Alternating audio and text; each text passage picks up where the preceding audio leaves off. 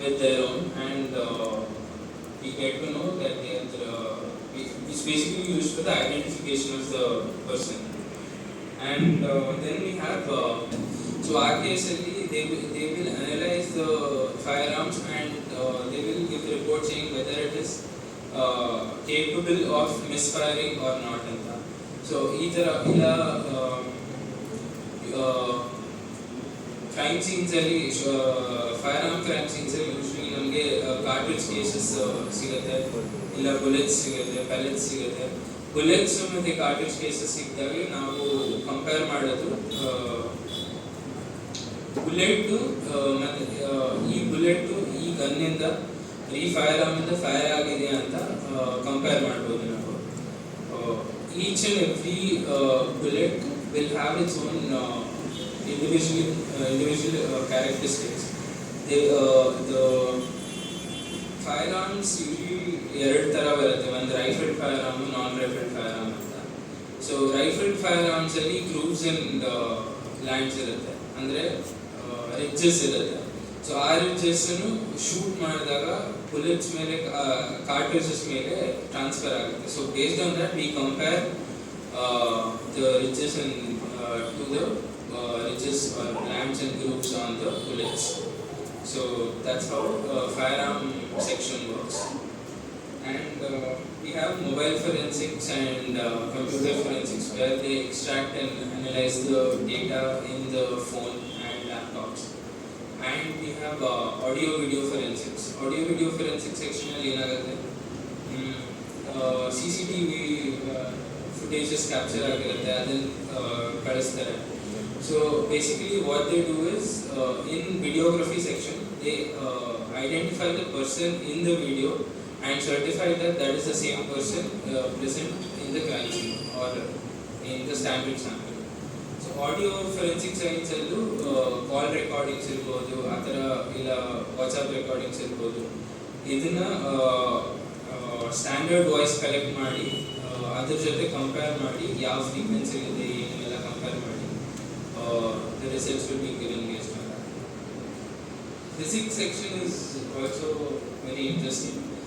ಒಂದು ಚಿಕ್ಕ ದಾರ ಸಿಕ್ಕಿದ್ರು ಸಾಕು ನಮಗೆ ಕ್ರೈಮ್ ಸೀನಲ್ಲಿ, ಅದನ್ನ ಇವ್ರು ಹಾಕೊಂಡಿರೋ ಈಗ ವಿಕ್ಟಿಮ್ ಅಥವಾ ಅಕ್ಯೂಸ್ ಹಾಕೊಂಡಿರೋ ಶರ್ಟ್ ಇಂದ ಬಂದಿದೆಯಾ ಅಂತ ಅನಲೈಸ್ ಮಾಡೋಕ್ಕೆ ಹೆಲ್ಪ್ ಆಗುತ್ತೆ. So each and every fiber which is present in the crime scene can be considered as evidence. So fiber analysis ಇದೆ physics ಅಲ್ಲಿ, ಇಲ್ಲ tool analysis ಇದೆ. ಬರ್ಗ್ಲರಿ ಕೇಸಸ್ ಅಲ್ಲಿ, ರಾಬರಿ ಕೇಸಸ್ ಎಲ್ಲ ಹೌಸ್ ಬ್ರೇಕ್ ಥೆಫ್ಟ್ ಮಾಡಿದಾಗ ಬಾಗಿಲು ಹೊಡೆದಿರ್ತಾರಲ್ಲ, ಹೊಡೆದಾಗ ಬಾಗಿಲ ಮೇಲೆ ಏನು ಮಾರ್ಕ್ಸ್ ಇರುತ್ತೆ ಆ ಮಾರ್ಕ್ಸ್ದು ಡೈಮೆನ್ಷನ್ಸ್ ತಗೊಂಡು ಮತ್ತೆ ನಮ್ಗೇನು ರಿಕವರ್ ಮಾಡ್ತೀವಿ ವೆಪನ್ಸ್ ಅದನ್ನ ಮತ್ತೆ ಟೂಲ್ ಮಾರ್ಕ್ಸ್ನ ಟೂಲ್ ಮಾರ್ಕ್ ಇಂಪ್ರೆಷನ್ನ ಕಂಪೇರ್ ಮಾಡ್ತೀವಿ ನಾವು. So each and every tool mark will have its own wear and tear. ಅಂದರೆ ನಾವು ನಮ್ಮ ಹತ್ರ 2 ಕತ್ರಿ ಇರ್ಬೋದು, ಆದರೆ ಆ 2 ಕತ್ರಿದು ಮಾರ್ಕ್ ಒಂದೇ ಥರ ಇರಲ್ಲ. Each and every tool have its own wear and tear, ಅಂದರೆ ಅದನ್ನು ಹೆಂಗೆ ಉಪಯೋಗಿಸಿರ್ತಾರೆ ಮುಂಚೆ, based on that it will have its individual characteristics. So ಅದನ್ನು ಮೈಕ್ರೋಸ್ಕೋಪಿಕ್ ಲೆವೆಲಲ್ಲಿ ಕಂಪೇರ್ ಮಾಡಿ ಇದೇ ಟೂಲಿಂದ ಆಗಿದೆ ಅಂತ ರಿಪೋರ್ಟ್ ಕೊಡ್ತಾರೆ. So this is physics section. And we have paint chips analysis also in physics section. Now RTA cases ಅಲ್ಲಿ paint transfer ನೋಡ್ತೀವಿ, vehicle collisions ಅಲ್ಲಿ ಒಂದು ಕಾರ್ ಇನ್ನೊಂದು ಕಾರ್ ಡಿಕ್ಕಿ ಹೊಡೆದ್ರೆ ಆವಾಗ this is again Locard's principle that the car's paints will transfer to the other car. So we collect the paint chips from both the cars and we collect control samples also from both the cars, and the paint analysis takes place in physics section. They do it using Raman spectroscopy. It's a very interesting topic. ಈಗ ಒಂದೇ colour ಇದ್ರೂ ಅದರದ್ದು composition ಬೇರೆ ಇರುತ್ತೆ, chemicals used for the color is different. So we compare that and whether it is same car ಅಥವಾ ಇಲ್ಲಿ ಬೇರೆದ ಅಂತ report ಕೊಡ್ತಾರೆ. The last section is psychology section. Psychology section, we have lie detectors and brain mappings. And lie detectors ಅಲ್ಲಿ ಇದು psychology section ಗೆ we have to take permission of court. So because the article here is the human himself. We have to analyze the human himself. ಅವ್ರನ್ನೇ ನೋಡ್ಬೇಕು, ನಮಗೆ object ಆಗಿ ಏನೋ article ಬರಲ್ಲ ಅಲ್ಲಿ. So for that we need permission of court. ಅವರು brain mapping ಬಂದಾಗ, light detection ಬಂದಾಗ each and every bodily changes ಏನಿರುತ್ತೆ ಅದನ್ನು ಮೆಜರ್ ಮಾಡಿ ಬೇಸ್ಡ್ ಆನ್ ದ್ಯಾಟ್ ಎಷ್ಟು ಡಿಫ್ರೆನ್ಸ್ ಇದೆ ಅಂತ ನೋಡಿಕೊಂಡು based on that they will tell that whether the person is lying or not. And we have narco analysis also. Narco analysis ಅಂದ್ರೆ sodium ಪೆಂಟಥಾಲ್ ಅಂತ ಒಂದು ಕೆಮಿಕಲ್ ಇರುತ್ತೆ. ಇದನ್ನ the person is got to within different doses. He will go to a trance state where it is very hard for the person to lie or control his voices. So he is bound to tell the truth.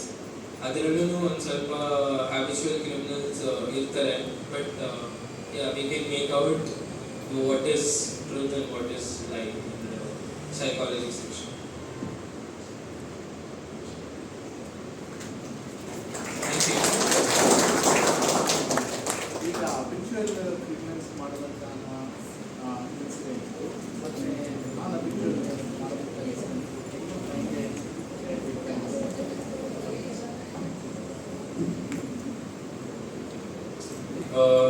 habitual offenders ಗೆ ಮತ್ತೆ ನಾನ್ habitual offenders ಗೆ difference usually ನೋಡೋದು modus ಆಪರೆಂಡಿ ನೋಡ್ತಾರೆ. ಈಗ ನಾವು ಈ habitual offenders ನ ನೋಡ್ತಾ ಇದ್ರೆ they will have a particular process. ಇದೇ ತರನೇ ಕ್ರೈಮ್ ಕಮಿಟ್ ಮಾಡೋದು ಅಂತ. This usually is seen in HPTs. The kind of tools they use, the way they enter, whether they wear mask or whether they wear gloves. ಇದರಿಂದ ಹಿಡಿದು ಯಾವ ರೀತಿ ಎಷ್ಟು ಜನ ಹೆಂಗೆ ಆ ಮನೆಗೆ ಕನ್ನ ಹಾಕ್ತಾರೆ ಅನ್ನೋದನ್ನ it can be seen. And the kind of tools, some people use non-electric tools and some people use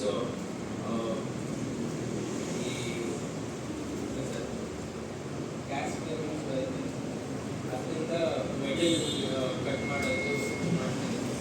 So based on this we can differentiate between actual and non-first kind of.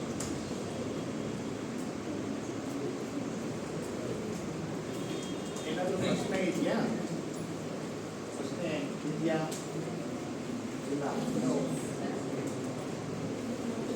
Any questions?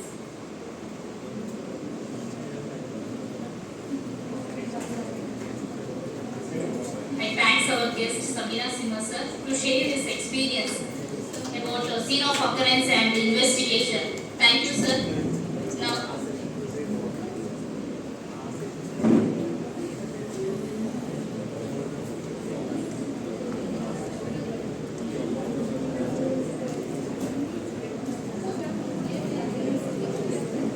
I request Principal Sir Ramesh sir to talk about something about the scene of occurrence.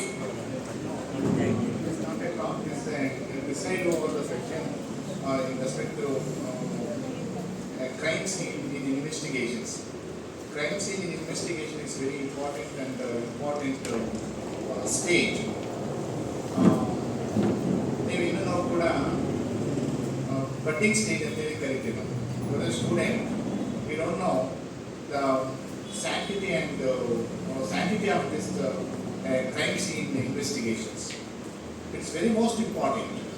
In a criminal justice system ಇದೆಯಲ್ಲ, ಈ criminal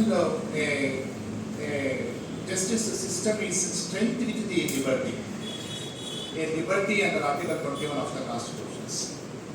Liberty, ಹಾಗಾಗಿ ನಾವು ಒಂದು ಪ್ರವರ್ಬ್ ಇದೆ, Dinesh sir ಅದನ್ನು ಹೇಳಿದರು, ಒಬ್ಬ ಆರೋಪಿ ತಪ್ಪಿಸ್ಕೊಂಡು ಪರವಾಗಿಲ್ಲ, ನೋ ಹಾರ್ಮ್, ಬಟ್ ಒಬ್ಬ ಇನ್ನೋಸೆಂಟ್ಗೆ ಪನಿಷ್ಮೆಂಟ್ ಆಗಬಾರ್ದು.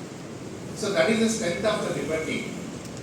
And ಹಾಗಾಗಿ constitutional liberty should not be misused and violated and punished without its fault. ಹಾಗಾಗಿ ಆರ್ಟಿಕಲ್ 42 ಅನ್ನು ನಾನು ನೋಡ್ತೀನಿ, ನಾವು ತುಂಬ ವೈದಾಗಿ ಅದನ್ನು ನಾವು ನೋಡಲಿಕ್ಕೆ ಪ್ರಯತ್ನ ಮಾಡ್ತೀವಿ. ಹಾಗಾಗಿ criminal justice system is strength with the liberty. ಆ ಲಿಬರ್ಟಿ ಸ್ಟ್ರೆಂತ್ ಇರೋದರಿಂದಾಗಿ ಯಾವುದೇ ಒಂದು ಕ್ರೈಮ್ ನಡೆದಂಥ ಸಂದರ್ಭದಲ್ಲಿ ಅದರ investigation part is most important. ಇದರಲ್ಲಿ ವಿಲ್ ಡೂ ಟೂ ರೋಲ್. ನಾವೇ ಎರಡು ರೀತಿಯ ರೋಲನ್ನು ಮಾಡ್ತೀವಿ. ಒಂದು ಪ್ರಾಸಿಕ್ಯೂಟರ್ ಆಗಿ ಬಂದಾಗ ಒಂದು ರೋಲ್ ಮಾಡ್ತೀವಿ, then we strengthen the forensic science and we stand with the forensic science. Prosecutor ಆಗಿ ಯಾಕೆ ಹೇಳಿದ್ರೆ ಪನಿಷ್ಮೆಂಟ್ ಇಸ್ ಮೋಸ್ಟ್ ಇಂಪಾರ್ಟೆಂಟ್.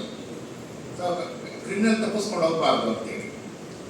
ಎರಡನೇ ಇನ್ನೊಂದು ರೋಲನ್ನು ಮಾಡ್ತೀವಿ ನಾವು ಆಸ್ ಎ ಡಿಫೆನ್ಸ್ ಲಾಯರ್ ಆಗಿ. The role of defense lawyer is more and effective. Defence lawyer ಆಗಿ ನಿಂತ್ಕೊಂಡಿದ್ದಾಗ ನಾವೇನು ಮಾಡ್ತೀವಿ, ಕ್ರಿಮಿನಲ್ ಜಸ್ಟಿಸ್ ಸಿಸ್ಟಮ್ಸ್ ನಲ್ಲಿ ನಾವು ಕಾಂಟ್ರಡಿಕ್ಟ್ ಮಾಡ್ತಾ ಬರ್ತೀವಿ. ನಾವು ಕಾಂಟ್ರಡಿಕ್ಷನ್ ಇಸ್ ಮೋಸ್ಟ್ ಇಂಪಾರ್ಟೆಂಟ್ ಯಾರಿಗೆ, ಡಿಫೆನ್ಸ್ ಲಾಯರ್ಗೆ. ಅದೇ ಪ್ರಾಸಿಕ್ಯೂಷನ್ ಲಾಯರ್ಗೆ ಗೌರ್ಮೆಂಟ್ ಲಾಯರ್ ಆಗಿ ನಿಂತ್ಕೊಂಡಂಥ ಸಂದರ್ಭದಲ್ಲಿ ಪ್ರಾಸಿಕ್ಯೂಷನ್ ಕೇಸ್ನ ಸ್ಟ್ರೆಂಥೆನ್ ಮಾಡಬೇಕು, ಆ ಸಿಮಿಲಾರಿಟಿ ಬರಬೇಕು. ಹಾಗಾಗಿ ಯಾಕೆ crime scene systems was introduced in the level of investigation ಅಂತ ಹೇಳಿದ್ರೆ, ಈ ಕ್ರಿಮಿನಲ್ಸ್ಗಳು ಅಕ್ವಿಟಲ್ ಕನ್ವಿಕ್ಷನ್ ಸಂಖ್ಯೆ ಕಡಿಮೆ ಆಗ್ತಾ ಇತ್ತು, ಅಕ್ವಿಟಲ್ ಸಂಖ್ಯೆ ಜಾಸ್ತಿ ಆಗ್ತಾ ಇತ್ತು. ಸೊ ಇದನ್ನು ಗುಜರಾತ್ ಸ್ಟೇಟ್ ನಲ್ಲಿ ಫಸ್ಟ್ ಇಂಟ್ರೊಡ್ಯೂಸ್ ಮಾಡಿದ್ದು ಅಂತ ಹೇಳ್ತಾರೆ. ನಂತರ ಎಲ್ಲಾ ಸ್ಟೇಟ್ ನಲ್ಲೂ ಕೂಡ ಇದನ್ನು ಇಂಟ್ರೊಡ್ಯೂಸ್ ಮಾಡಲಿಕ್ಕೆ ಪ್ರಾರಂಭ ಮಾಡಿದ್ರು. ಈ ಕಾರಣಕ್ಕೋಸ್ಕರವಾಗಿ ಅಂದ್ರೆ ಒಬ್ಬ ಅಕ್ಯೂಸ್ಡ್ ಆ ಕ್ರೈಮ್ ಇಂದ ತಪ್ಪಿಸ್ಕೊಂಡು ಹೋಗಬಾರ್ದು and it should not send a wrong message to the society. Court ನಲ್ಲಿ ಸ್ಟೇಕ್ ಹೋಲ್ಡರ್ಸ್ ಅಂತ ಹೇಳಿ ದಿನೇಶ್ ಕುಮಾರ್ ಸರ್ ಹೇಳಿದ್ರು. ಸೊ ತುಂಬಾ ಬ್ಯೂಟಿಫುಲ್ ಆಗಿ ಹೇಳಿದ್ರು. Stakeholders of the reporting section ಅಂದ್ರೆ media section and judicial system. Judicial systems ನಲ್ಲಿ investigation part is also one and prosecution other investigation ಅಂದ್ರೆ prosecutions and judges role. Judges role is very simple. ಏನ್ ಮಾಡ್ತಾರೆ, so judges compare the evidence, they not go against the evidence. So evidence ಬಂದಿದೆ ಅಂದ ತಕ್ಷಣ conviction is perfect and it's involve the questions of liberty of the human. Then constitution ask the question. So article 21 of the constitution and defence lawyer role is more important.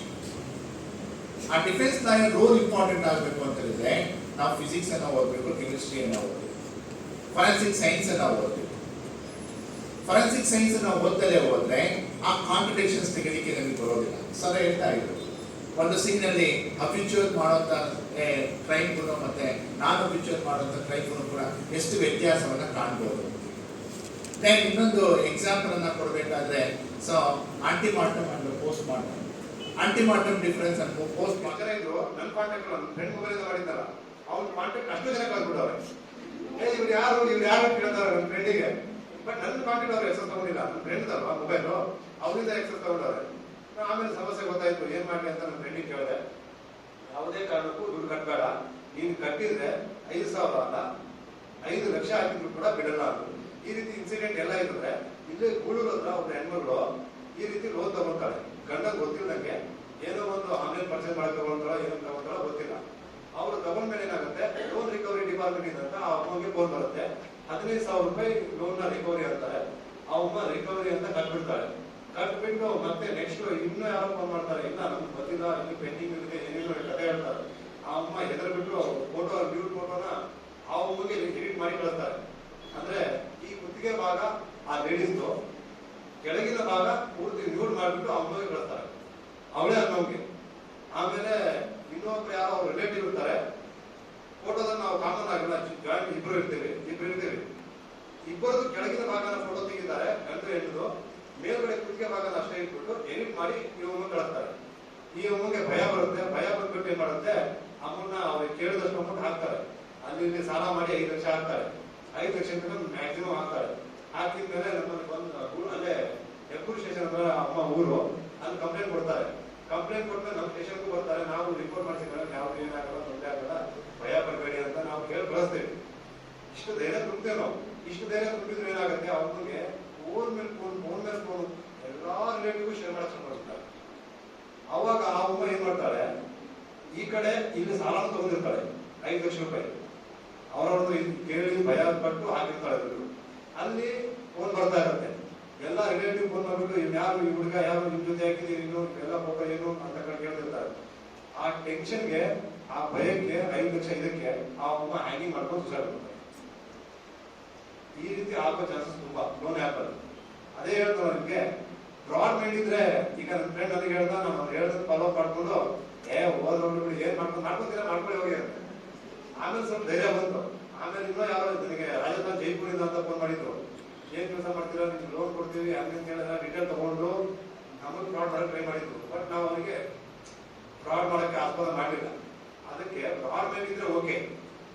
ಈಗ sensitive mind ಇರುತ್ತೆ ಕೆಲವರು, ಚಿಕ್ಕ ಪುಟ್ಟಕ್ಕೆ ಬೇಜಾರಾಗ್ತಾರೆ, ಚಿಕ್ಕ ಪುಟ್ಟಕ್ಕೆ ಕೋಪ ಮಾಡ್ಕೊಂತಾರೆ, ಅಥವಾ ಚಿಕ್ಕ ಪುಟ್ಟಕ್ಕೆ ಏನೋ ಮಾಡ್ಕೊಳ್ಬೇಕು, ಏನೋ ಜೀವನನೇ ಬೇಜಾರಾಗಿದೆ ಆ ಲೆಕ್ಕ ಇರ್ತಾರೆ. ಆ ರೀತಿ ಇದ್ದಾಗ ಏನಾಗುತ್ತೆ, ಸೂಸೈಡ್ ಅಟೆಂಪ್ಟ್ ಕೂಡ ಆಗುತ್ತೆ, ಇವನ್ ಸೂಸೈಡ್ ಕೂಡ ಮಾಡ್ಕೊತಾರೆ. ಆ ರೀತಿ ಚಾನ್ಸಸ್ ಆಗುತ್ತೆ. ಇನ್ನೊಂದು ನಮ್ಮ ಮಾನ ಮರ್ಯಾದೆ ಪ್ರಶ್ನೆ, ಇದು ತುಂಬಾ ಇಂಪಾರ್ಟೆಂಟ್. ಏನಾಗುತ್ತೋ ಏನಾಗಲ್ಲೋ ಗೊತ್ತಿಲ್ಲ, ನಮ್ಮ ಫೋಟೋಗಳನ್ನ ಕೊಟ್ಟಿರ್ತೀವಿ, ಆಧಾರ್ ಕಾರ್ಡ್ ಅಲ್ಲಿ ಪ್ಯಾನ್ ಕಾರ್ಡ್ ಅಲ್ಲಿ ಅವರು 1000 ಎಡಿಟ್ ಮಾಡ್ಕೊಳ್ತೀವಿ, ಬೇಜಾರಿಲ್ಲ. ಬಟ್ ಸೆಲ್ಫಿ ಫೋಟೋಗೆ ಎಡಿಟ್ ಮಾಡ್ಕೊಳ್ತಾರಲ್ಲ, ಅದು ತುಂಬಾ ಕೆಟ್ಟದಾಗ ಮಾಡ್ತಾರೆ. ಈಗಂತೂ ಅದು ಆರ್ಟಿಫಿಷಿಯಲ್ ಇಂಟೆಲಿಜೆನ್ಸ್ ಅದು ಇಷ್ಟು ಕೆಟ್ಟದಾಗ ಮಾಡ್ತಾನೆ. ಒರಿಜಿನಲ್ ವಿಡಿಯೋನೇ ಇರಬೇಕು, ಒರಿಜಿನಲ್ ಫೋಟೋನೇ ಇರಬೇಕು. ಯಾಕಂದ್ರೆ ಜನ ಮಾಡಿರ್ಬೇಕು ಕೂಡ ಅವ್ನು ಸರಿ ಇಲ್ಲ, ಅವ್ನು ಹಂಗೆ ಕೂಡ ಅದೇ ರೀತಿ ಒಂದು ಕ್ಯಾರೆಕ್ಟರ್, ಅದೇ ರೀತಿ ಸ್ವಭಾವ, ಈ ರೀತಿ ಹೇಳೋದೇ ಹೆಚ್ಚು, ನೆಗೆಟಿವ್ ಆಗಿ ಮಾತಾಡೋದೇ ಹೆಚ್ಚು. ಆ ರೀತಿ ಇನ್ಸಿಡೆಂಟ್ ಆದಾಗ ಪಾಸಿಟಿವ್ ಆಗಿ ಯಾರು ಧೈರ್ಯ ತುಂಬಲ್ಲ. ಧೈರ್ಯ ಒಬ್ಬರಿಂದ ಇಬ್ಬರು ತುಂಬೋದು ಅಷ್ಟೇ.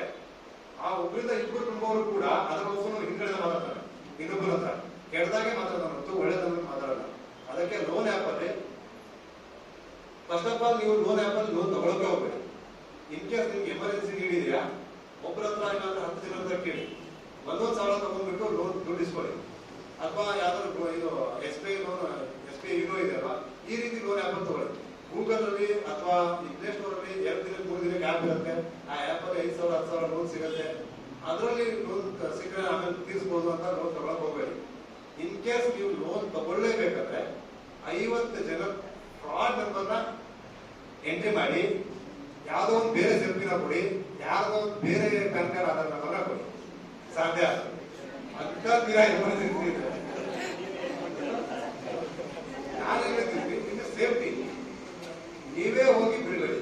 ಅದೇ ಹೇಳ್ತೀನಿ, ಫಿಶಿಂಗ್ ಮಾಡ್ತಿರ್ತಾನೆ, ನಾವು ಕಾಯ್ತಾ ಇರ್ತಾನೆ, ಈ ಮೀನ್ ನನಗೆ ಯಾವ್ದು ಬೀಳುತ್ತಂತ. ಮೀನ್ ಬಿದ್ರೆ ಮುಗಿಯುತ್ತೆ, ಬಲೆ ಹಾಕೊಂಡು. ಸೋಷಿಯಲ್ ಮೀಡಿಯಾದಲ್ಲಿ ಕಾಯ್ದೆಗೆ 50 ಲಕ್ಷ ಬೇಕಾಗಿದೆ ಅಂತ ಬಾರ್ ಕೊಡಂಗಿರ್ತಾರಲ್ಲ, ಸ್ಕ್ಯಾನರ್. ಈಗ ಸೋಷಿಯಲ್ ಮೀಡಿಯಾದಲ್ಲಿ ಬಂದು ಈ ತರ ಆಪರೇಷನ್ ಇದೆ, ಕಾಯ್ದೆಗೆ 5 ಲಕ್ಷ ಬೇಕು, 10 ಲಕ್ಷ ಬೇಕು, ನಿಮ್ಮ ಕೈಯಲ್ಲಾದಷ್ಟು ಸಹಾಯ ಮಾಡಿ ಬಾರ್ ಕೊಡು ಅಂತ ಹಾಕಿರ್ತಾರಲ್ಲ. ಅಲ್ಲ ಸರ್, ಅದರಿಂದ ಅರ್ಥ ಆಯ್ತು. ಅದು ಜೆನ್ಯೂನಿಟಿ ಮೋಸ ಇದೆ ನಮ್ಗೆ ಗೊತ್ತಿಲ್ಲ. ಕೆಲವೊಬ್ರಿಗೆ ಮೋಸ ಕೂಡ ಆಗಿರ್ಬೋದು, ಕೆಲವರು ಜೆನ್ಯೂನಿಟಿ ಇರ್ಬೋದು, ಅವನ ಹತ್ರ ದುಡ್ಡಿಲ್ಲ ಅನ್ಸಿರ್ಬೋದು, ಅವನಿಗೆ ಸಮಸ್ಯೆ ಇರ್ಬೋದು. ಕೊನೆಗೆ ಪಾಪ್ಯುಲಾರಿಟಿ ಅಥವಾ ಏನೇ ಒಂದಕ್ಕೆ ಜನ ಸ್ಪಂದನೆ ಕೊಡಬೇಕಾದ್ರೆ ಸೋಷಿಯಲ್ ಮೀಡಿಯಾದಲ್ಲಿ ಬೇಗ ಪಾಪ್ಯುಲಾರಿಟಿ ಆಗಿಬಿಡ್ತೀವಿ. ಆ ರೀತಿ ಚಾನ್ಸಸ್ ಇದ್ದಾಗ ಕೆಲವರು ಅಪ್ಲೋಡ್ ಮಾಡಿ ಜೆನ್ಯೂನ್ ಇರ್ಬೋದು. ನಾನು ನಿಮ್ಗೆ ಏನ್ ಹೇಳೋದಂದ್ರೆ ಸಜೆಷನ್, ಆ ರೀತಿ ಇದ್ದಾಗ ಮಾಡಕ್ ಹೋಗ್ಬೇಡಿ, ಕೊಡಕ್ ಹೋಗ್ಬೇಡಿ. ನಿಮಗ್ ಕೊಡ್ಲೇಬೇಕಾ? ನಿಮಗ್ ಯಾರಾದ್ರೂ ಮೇಲೆ ಕಣ್ಣಿಕರ ಕರುಣೆ ಇದೆಯಾ? ಯಾರೋ ಒಬ್ಬ ಕೈ ಕಾಲು ಇದ್ದವರು ಭಿಕ್ಷೆ ಬೆಳೆದಿರ್ತಾರೆ, ಅಂತವರಿಗೆ ನಿಮ್ಮ ಕೈಯಿಂದ ಎಷ್ಟಾಗುತ್ತೋ ಅಷ್ಟು ಸಹಾಯ ಮಾಡಿ. ಬಟ್ ಈ ಸೋಷಿಯಲ್ ಮೀಡಿಯಾದಲ್ಲೆಲ್ಲ ಕೇಳ್ತಾರಲ್ಲ, ಅವರಿಗೆಲ್ಲ ಕೊಡಕ್ ಹೋಗ್ಬೇಡಿ ಅನ್ನೋದು ನನ್ನ ಸಜೆಷನ್. ಇನ್ ಕೇಸ್ ನಿಮ್ಮ ಫ್ರೆಂಡ್ ಗೊತ್ತಿದ್ದವರೇ ಯಾರಾದ್ರೂ ಹೇಳಿದ್ರೆ, ಅವನನ್ನು ಗೊತ್ತಿರೋರೇ ಗುರು ಅವ್ರಿಗೆ ಹಾಕು, ಏನ್ ತೊಂದರೆ ಇಲ್ಲ ಅಂದ್ರೆ ಆ ಟೈಮಲ್ಲಿ ನಿಮ್ಮಿಂದ ಎಷ್ಟಾಗುತ್ತೋ ಅಷ್ಟನ್ನ ನೀವು ಕೊಡಿ, ಏನ್ ತೊಂದರೆ ಇಲ್ಲ.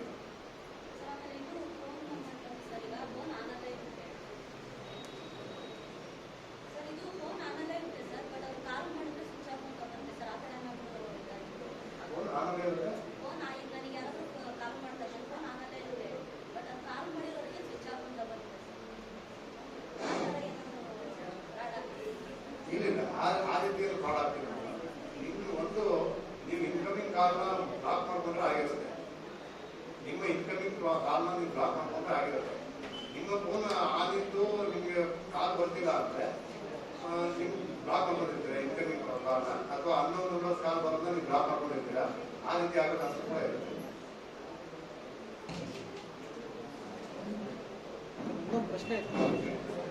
ಈಗ ಒಂದು ವಾಟ್ಸಪ್ಪಲ್ಲಿ ಮೆಸೇಜ್ ಕಳಿಸ್ಬೇಕು ಅಂದರೆ ಒಂದು ಅವನಿಗೆ ವಾಟ್ಸಪ್ ನಂಬರ್ ಇರಬೇಕು, ಇದು ಒಂದು ಪಾಯಿಂಟ್. ಇನ್ನೊಂದು ಯಾವುದೇ ಇಂಟರ್ನೆಟ್ ಜಿಮೇಲ್ ಕ್ರಿಯೇಟ್ ಮಾಡಿದಾನೆ ಅಂದರೆ ಒಂದು IP ಅಡ್ರೆಸ್ ಇರಬೇಕು. ಅಂದರೆ ಯಾವ ಸ್ಪಾಟಲ್ಲಿ ಅದು ಕ್ರಿಯೇಟ್ ಆಗಿದೆ ಅನ್ನೋದಕ್ಕೆ ದಾಖಲಾತಿಗಳು ಅದನ್ನೇನೋ ಸಿಗ್ಬೋದು ಅಂತ ಅನ್ಕೊಂತೀವಿ. ಇದ್ರ ಮೇಲೆ ನಾವು ಕ್ರಿಮಿನಲ್ನ ಐಡೆಂಟಿಫೈ ಮಾಡೋದಕ್ಕಾಗೋದಿಲ್ಲ. ಮಾಡ್ಬೋದು. ನಾನು ಅದೇ ಹೇಳಿದ್ರು ಸರ್ ನಿಮಗೆ. ಈಗ ಒಂದು ಜಿಮೇಲ್ ಅಕೌಂಟ್ನ ಕ್ರಿಯೇಟ್ ಮಾಡಬೇಕಂದ್ರೆ ನಾವು ಫೇಕ್ ಅಕೌಂಟ್ ಕ್ರಿಯೇಟ್ ಮಾಡ್ಬೋದು, ವೆರಿಫೈಡ್ ಅಕೌಂಟ್ ಕ್ರಿಯೇಟ್ ಮಾಡ್ಬೋದು. ಜಿಮೇಲ್ ಅಕೌಂಟ್ ಕ್ರಿಯೇಟ್ ಆದಮೇಲೆ ನಾಟ್ ವೆರಿಫೈಡ್ ಅಂತ ಬರುತ್ತೆ, ವೆರಿಫೈಡ್ ಅಂತ ಬರುತ್ತೆ. ವೆರಿಫೈಡ್ ಯಾವಾಗ ಬರುತ್ತೆ? ಮೊಬೈಲ್ ನಂಬರ್ನ ಕೊಟ್ಟಾಗ, ಅದಕ್ಕೆ OTP ಕೊಟ್ಟಾಗ ವೆರಿಫೈಡ್ ಆಗಿರುತ್ತೆ. ಟೆಂಪ್ರರಿ ಜಿಮೇಲ್ಗಳನ್ನ ಓಪನ್ ಮಾಡ್ತೀವಿ. ನಾವು ಸುಮಾರು ಮಾಡಿದ್ದೀವಿ, ಒಂದು 50-60 ಮಾಡಿಕೊಂಡಿದ್ದೀವಿ. ಯಾವಾಗ ಬೇಕು ಅದನ್ನ ಟೆಂಪ್ರರಿ ಅಂದ್ರೆ ನಾವು ಅದನ್ನ ರಿಕವರಿ ಮಾಡೋಕ್ಕಾಗಲ್ಲ. ನೆಕ್ಸ್ಟ್ ಇನ್ ಕೇಸ್ ಪಾಸ್ವರ್ಡ್ ನ ಮರೆತ್ರೆ ರಿಕವರಿ ಮಾಡಕ್ ಅದನ್ನ ಹಾಕೊಂಡ ಆಗಲ್ಲ.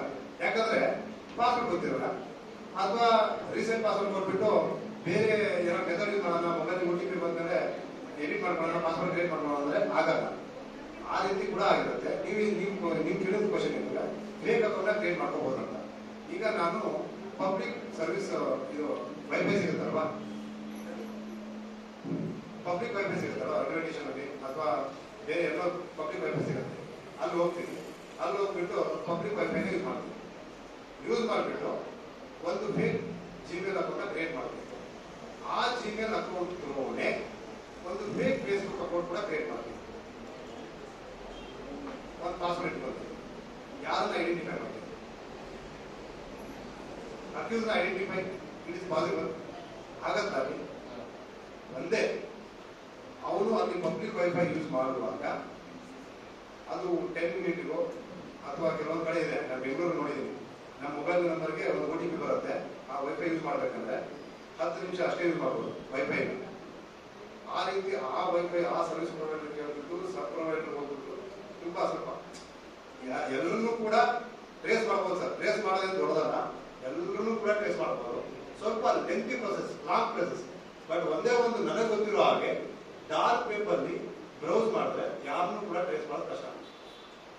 ಆ ರೀತಿ ಟೂಲ್ಸ್ ಗಳು ನಮ್ಮಲ್ಲಿ ಇಲ್ಲ ಇಂಡಿಯಾದಲ್ಲಿ. ಇನ್ನು ನಮ್ಮಲ್ಲಿ 3 ತರ ಇದೆ ಈ ವೆಬ್ ಅಲ್ಲಿ ನಾವು ಯೂಸ್ ಮಾಡಬೇಕು.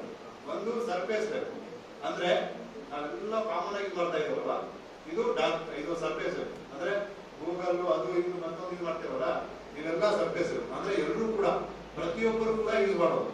ಇನ್ನೊಂದು ಡೀಪ್ ವೆಬ್, ಅಂದ್ರೆ ಈಗ ನಮ್ದು ಪೊಲೀಸ್ ಐಟಿ ಅಂತ ಇದೆ, ಅಂದ್ರೆ ನಮ್ಮ ಕಂಪನಿ ಯಾವ್ದೊಂದು ಇನ್ಫೋಸಿಸ್ ಕಂಪನಿ ಇದೆ, ಆ ಕಂಪನಿಯವರು ಅಷ್ಟೇ ಯೂಸ್ ಮಾಡ್ಬೋದು ನೆಟ್ ನ, ಅದು ಬಿಟ್ಟು ಬೇರೆ ಎಕ್ಸಸ್ ಆಗಲ್ಲ. ಇನ್ನೊಂದು ಡಾರ್ಕ್ ವೆಬ್. ಡಾರ್ಕ್ ವೆಬ್ ಅಂದ್ರೆ ಈಗ ಎಲ್ಲ ಇಲ್ಲಿಗಲ್ ಆಕ್ಟಿವಿಟಿ ಇದರಲ್ಲಿ ಹೇಳೋದು. ಈ weapon dealing, drugs dealing, illegal activity ಏನೇನಿದೆ ಎಲ್ಲ ನಡೆಯುತ್ತೆ. ಇವು ಯಾವ ಬೇಸ್ ಮೇಲೆ ಅಂತಂದ್ರೆ, ಈಗ ಕೆಲವೊಂದು ಆ್ಯಪ್ಗಳಿದಾವೆ. ನಾವು ಸೋಷಿಯಲ್ ಮೀಡಿಯಾ ಅಕೌಂಟ್ ನ ಓಪನ್ ಮಾಡ್ಬೇಕಂದ್ರೆ ನಮಗೆ ಮೊಬೈಲ್ ನಂಬರ್ ಬೇಕಾಗುತ್ತೆ.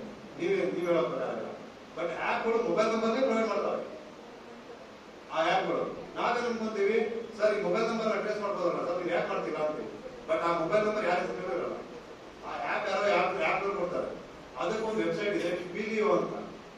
ನಾವು ಆ ವಿಲಿಯೋ ವೆಬ್ಸೈಟ್ಗೆ ಹೋಗ್ಬಿಟ್ಟು ಆ ನಂಬರ್ನ ಹಾಕಿ, ಆ ಯಾವ ಕಂಪ್ನಿಯವರು ಈ ನಂಬರ್ನ ಇಶ್ಯೂ ಮಾಡ್ತಿದ್ದಾರೆ ಅಂತ ಹೇಳಿ ಫಸ್ಟ್ ಕಂಪ್ನಿಯವರು ಡೀಟೇಲ್ ತಗೊಂಡು, ಕಂಪ್ನಿಯವರಿಂದ ನೆಕ್ಸ್ಟ್ ಈ ನಂಬರ್ನ ನೀವು ಯಾರಿಗೆ ಕೊಟ್ಟಿದ್ದೀರಾ, ಯಾಕೆ KYC ಕೊಟ್ಟಿದ್ದೀರಾ, ಅದನ್ನೆಲ್ಲ ಡೀಟೇಲ್ ತಗೊಂತೀವಿ. ಅದಕ್ಕೆ ನಮಗೆ ಟೂಲ್ಸ್ ಬೇಕು, ಮತ್ತೆ ಅಮೌಂಟ್ ಕೂಡ ಬೇಕು. ಈಗ ನನಗೆ ಬರೋ ನನ್ನ ಸಂಬಳದಲ್ಲಿ ನಾನು ಅದಕ್ಕೆ ಪೇ ಮಾಡೋಕ್ಕಾಗಲ್ಲ. ಗೌರ್ಮೆಂಟ್ ಪೇ ಮಾಡೋದಕ್ಕೆ ಕಾಯ್ಬೇಕಾಗುತ್ತೆ. ಗೌರ್ಮೆಂಟ್ ಇನ್ನು ಕೆಲವೊಂದು ಟೈಮ್ ಪೇ ಮಾಡಬಹುದು, ಕೆಲವೊಂದು ಟೈಮ್ ಮಾಡೋಕ್ಕಾಗಲ್ಲ. ಇಂಟರ್ನಲ್ ಪ್ರಾಬ್ಲಮ್ ಇರುತ್ತೆ ಗೌರ್ಮೆಂಟ್ ಅವರು. ಆ ರೀತಿ ಸಮಸ್ಯೆ ಕೂಡ ಆಗುತ್ತೆ. ಸೋಷಿಯಲ್ ಮೀಡಿಯಾ ಅಕೌಂಟ್ ನಾವು ಪೇ ಕೂಡ ಪೇ ಮಾಡಬಹುದು ಸರ್. ನಾನು 3-4 ಅಕೌಂಟ್ ಸೋಷಿಯಲ್ ಮೀಡಿಯಾ ಪೇ ಮಾಡಿ ಇಟ್ಕೊಂಡಿದ್ದೀನಿ. ಯಾಕಂದ್ರೆ ನಾಳೆ ದಿನ ಸೈಬರ್ ಫ್ರಾಡ್ ಮಾಡ್ತಿರ್ತಾರಲ್ಲ, ಅವ್ರ ಅಕೌಂಟ್ ನಾವು ಟ್ರೇಸ್ ಮಾಡೋಕ್ಕೋಸ್ಕರ ಅಕೌಂಟ್ ಇಟ್ಕೊಂಡಿರ್ತೀವಿ. ನಾಳೆ ನಂದೇ ಅಕೌಂಟ್ ಅವರಿಗೆ ಆಹಾರ ಆಗ್ಬಿಟ್ರೆ, ನಾಳೆ ನಂದೇ ಅಕೌಂಟ್ ಬಲಿ ಆಗ್ಬಿಟ್ರೆ, ಅದಕ್ಕೆ ಬೇಕು ಅಕೌಂಟ್ ನಾವು ಆಕ್ಟಿವ್ ಮಾಡ್ತೀವಿ. ಇವಾಗ ನೀವು ಎಲ್ಲ ಇದು ಸೈಬರ್ ಕ್ರೈಮ್ ಬಗ್ಗೆ ನೀವು ಡೀಲ್ ಮಾಡ್ತೀರಿ ಎಲ್ಲ ಕೇಸಸ್. ಅದೇ ಇವಾಗ ಯಾರಾದ್ರೂ ಡಾರ್ಕ್ ವೆಬ್ ಮುಖಾಂತರ ಏನಾದ್ರು ಕ್ರೈಮ್ ಮಾಡಿದ್ರೆ ಅವಾಗ ಯಾವ ತರ ಆಕ್ಷನ್ ಕೊಡ್ತೀವಿ ಸರ್? ಡಾರ್ಕ್ ವೆಬ್ ಇವಾಗ ಸರ್ಫೇಸ್ ವೆಬ್, ಈ ಗೂಗಲ್, ಮೈಕ್ರೋಸಾಫ್ಟ್, ಬಿಂಚು ಅವೆಲ್ಲ ಸರ್ಫೇಸ್ ವೆಬ್ ತಾನೆ. ಇವಾಗ ಅದರಲ್ಲಿ ಯಾವ್ದಾದ್ರು ನಮ್ದು ಪರ್ಸನಲ್ ಇನ್ಫಾರ್ಮೇಶನ್ ಇಲ್ಲ ಅಂದ್ರೆ ಬೇರೆ ಡೇಟಾ ಏನಾದ್ರು ಲೀಕ್ ಆಗಿರುತ್ತೆ. ಅದನ್ನ ನಿಮ್ಗೆ ಹೇಳ್ಬಿಟ್ಟು ಅಲ್ಲಿ ಸರ್ಫೇಸ್ ಪೇಪರ್ ಆ ಇನ್ಫಾರ್ಮೇಶನ್ ಕ್ಲಿಯರ್ ಮಾಡ್ಬೋದು. ಬಟ್ ಅದೇ ಇನ್ಫಾರ್ಮೇಶನ್ ಡಾರ್ಕ್ ಪೇಪರ್ ಏನಾದ್ರು ಸ್ಪ್ರೆಡ್ ಆದರೆ ಅವಾಗ ಯಾವ ಥರ ಅದೇ ಹೇಳ್ತೀನಿ ಸರ್, ನಾವು ಡಾರ್ಕ್ ಪೇಪರ್ ಇದೆ ಅಲ್ವಾ, ನಾವು ಡಾರ್ಕ್ ಪೇಪರ್ನ ಸೈಬರ್ ಕ್ರೈಮ್ ಇನ್ವೆಸ್ಟಿಗೇಷನ್ ಮಾಡಲ್ಲ. ಒಂದು ಡಾರ್ಕ್ ಪೇಪರ್ನ ಇದು ಸೆಂಟ್ರಲ್ ಯೂಸ್ ಮಾಡ್ತಾರೆ, ಅವರು ಸೆಂಟ್ರಲ್ ಇನ್ವೆಸ್ಟಿಗೇಷನ್ ಮಾಡ್ತಾರೆ. ಇನ್ನೊಂದು ಡಾರ್ಕ್ ಪೇಪರ್ನ ಯಾರು ಬೇಕಾದ್ರೂ ಯೂಸ್ ಮಾಡೋಕ್ಕಾಗಲ್ಲ. ಇಲ್ಲ, ಅದಕ್ಕೆ ಅಂತಾನೆ ಇವಾಗ ಅಪ್ಲಿಕೇಶನ್ ಕೊಡೋದು. ಇವಾಗ ಡಾರ್ಕ್ ವೆಬ್ನ ಆಕ್ಸೆಸ್ ಮಾಡೋದಂತೆ ನಾನು ಅದನ್ನೇ ಹೇಳ್ತೀನಿ. ಬ್ರೌಸರ್ ಅಂತ ಒಂದು ಬ್ರೌಸರ್ ಇದೆ. ಕಾರ್ ಬ್ರೌಸರ್ ನೀವು ಆ ಡಾರ್ಕ್ ವೆಬ್ಗೆ ಲಿಂಕ್ ಆಗಬೇಕಂದ್ರೆ ಒಂದು ಲಿಂಕ್ ಕೊಡ್ತಾರೆ. ಆ ಲಿಂಕ್ ನಿಮಗೆ ಎಲ್ಲಿಂದ ಸಿಗ್ತದೆ? ಇವಾಗ ಟಾರ್ ಬ್ರೌಸರ್ ಅಲ್ಲಿ ನಾವು ಏನೇ ಬ್ರೌಸ್ ಮಾಡಿದ್ರು ಅದು ಫುಲ್ ಫ್ಲೆಕ್ಸಿಬಲ್ ಇದೆ. ಅದೇ ಗೂಗಲ್ ಅಲ್ಲಿ ನೀವು ಅದೇ ಇನ್ಫಾರ್ಮೇಶನ್ ಇದೆ ಅಂತಲ್ಲ ನೋಡಿ, ಆ ರೀತಿ ಇಲ್ಲ ಇಲ್ಲ ಇಲ್ಲ. ಇವಾಗ ನಾರ್ಮಲ್ ಕ್ರೋಮು ಇಲ್ಲಾಂದ್ರೆ ಗೂಗಲ್ ಅದರಲ್ಲಿ ನಮಗೆ ಸ್ವಲ್ಪ ಲಿಮಿಟೇಷನ್ಸ್ ಇದೆ. ಹೌದು. ಬಟ್ ಇದು ಟಾರ್ ಬ್ರೌಸರ್ ಆನ್ಲೈನ್ ಅಂತ ಕರೀತಾರೆ. ಅಲ್ಲ, ಡಾಟ್ ಆನಿಯನ್ ಇದು .com ಬರುತ್ತೆ, ಅದು .ಆನಿಯನ್. ಇಲ್ಲ, ಇನ್ನೊಂದು ಹೆಸರೇ ಟಾರ್ ಬ್ರೌಸರ್, ಇನ್ನೊಂದು ಹೆಸರೇ ಆನ್ಲೈನ್ ಅಂತ ಏ ಇಲ್ಲ ಇಲ್ಲ, ನೀವು ತಪ್ಪು ತಿಳ್ಕೊಂಡಿದ್ದೀರಾ. ಅದು ಇನ್ನೊಂದು ಹೆಸರಲ್ಲ, ನಾವು www.com ಅಂತ ಬರ್ತೇವೆ ಅದಕ್ಕೆ, ಲಾಸ್ಟಿಗೆ .com ಅಂತ ಬರುತ್ತಲ್ಲ, ಅದು ನಮಗೆ ಸರ್ಫೇಸ್ ಬರುತ್ತೆ. ನಾವು ಏನ್ .ಆನಿಯನ್ ಅಂತ ಬರುತ್ತಲ್ಲ, ಅವೆಲ್ಲ ಡಾರ್ಕ್ ವೆಬ್. ನೆನಪಿರ್ಲಿ, ಅದು ಡಾರ್ಕ್ ವೆಬ್ ಅಲ್ಲಿ ವೆಬ್ ಯೂಸ್ ಮಾಡೋಕ್ಕೋಸ್ಕರ ಲಾಸ್ಟಿಗೆ ಬರುತ್ತಲ್ವಾ, .ಆನಿಯನ್ ಅಂತ ಬಂದಿದೆ ಸರ್. ಇದು ಅಂದ್ರೆ ಅದು ಡಾರ್ಕ್ ವೆಬ್ ಅಲ್ಲಿ ಅಪ್ಡೇಟ್ ಆಗಿರೋದು, ಅಥವಾ ಅದು ಟಾರ್ ಬ್ರೌಸರ್ ಆಗಲಿ ಇನ್ನೊಂದು ಯಾವುದೋ ಬ್ರೌಸರ್ ಆಗಲಿ .ಆನಿಯನ್ ಅಂತ ಬರೋರೆಲ್ಲ ಡಾರ್ಕ್ ವೆಬ್ ಅಲ್ಲಿ ಆಗೋದು. .com ಅಂತ ಬರುತ್ತಲ್ವಾ, ಇವು ಸರ್ಫೇಸ್ ವೆಬ್ ಅಲ್ಲಿ ಆಗ್ತವೆ. ಈ .in ಅಂತ ಮ್ಯಾಕ್ಸಿಮಮ್ ಬರ್ತಾವ, ಮ್ಯಾಕ್ಸಿಮಮ್ ನಂಬರ್ಸ್ ಆಫ್ .in. ಇವೆಲ್ಲ ಏನು, ಇವು ಡೀಪ್ ವೆಬ್. ಇವು ಈ ಪ್ರಿಮಿಸಸ್ ಇರುತ್ತೆ, ಈ ಕಾಲೇಜ್ ಸರೌಂಡ್ ಇರುತ್ತೆ, ಇದನ್ನ ಬಿಟ್ಟು ಹೊರಗಡೆ ಹೋಗಲ್ಲ. ಅದಕ್ಕೋಸ್ಕರ ಇದನ್ನ ಕ್ರಿಯೇಟ್ ಮಾಡಿಲ್ಲ. ಹೌದು. ಡೀಪ್ ವೆಬ್ ಅಂದ್ರೆ ಇವಾಗ gov.in ಅಂತ. ಎಸ್. ಇವಾಗ ಡಾರ್ಕ್ ವೆಬ್ ಅಲ್ಲಿ ಯಾರು ಅದನ್ನ ಇನ್ಫಾರ್ಮೇಶನ್ ಏನಾದ್ರು ನಮ್ಮ ಪರ್ಸನಲ್ ಏನಾದ್ರು ಲೀಕ್ ಆಗಿದೆ ಅದನ್ನ ಯಾರು ಡೀಲ್ ಮಾಡ್ತಾರೆ ಸರ್? ಅದನ್ನೇ ಹೇಳ್ತಿರೋದು ನಾನು. ಈಗ ನೀವು ಡಾರ್ಕ್ ವೆಬ್ ಅಲ್ಲಿ ಯಾವ್ದಾದ್ರು ಒಂದು ಡೇಟಾ ಅಥವಾ ನೀವು ಏನಾದ್ರು ಕೊಟ್ಟಂದ್ರೆ ತುಂಬಾ ರಿಸ್ಕ್. ನಾವು ಕೊಡೋದಿಲ್ಲ, ಹ್ಯಾಕರ್ಸ್ ನಾವು ಕೊಡ್ತಿರೋದೇ ಅವರೇ ಕೊಡ್ತಾರಲ್ಲ. ಹ್ಯಾಕರ್ಸ್ ಲಿಮಿಟೇಷನ್ಸ್ ಅಂತ ಏನು ಇರೋದಿಲ್ಲ. ಅದೇ ಸರ್, ಈಗ ನಮ್ಮಲ್ಲಿ ಇನ್ವೆಸ್ಟಿಗೇಷನ್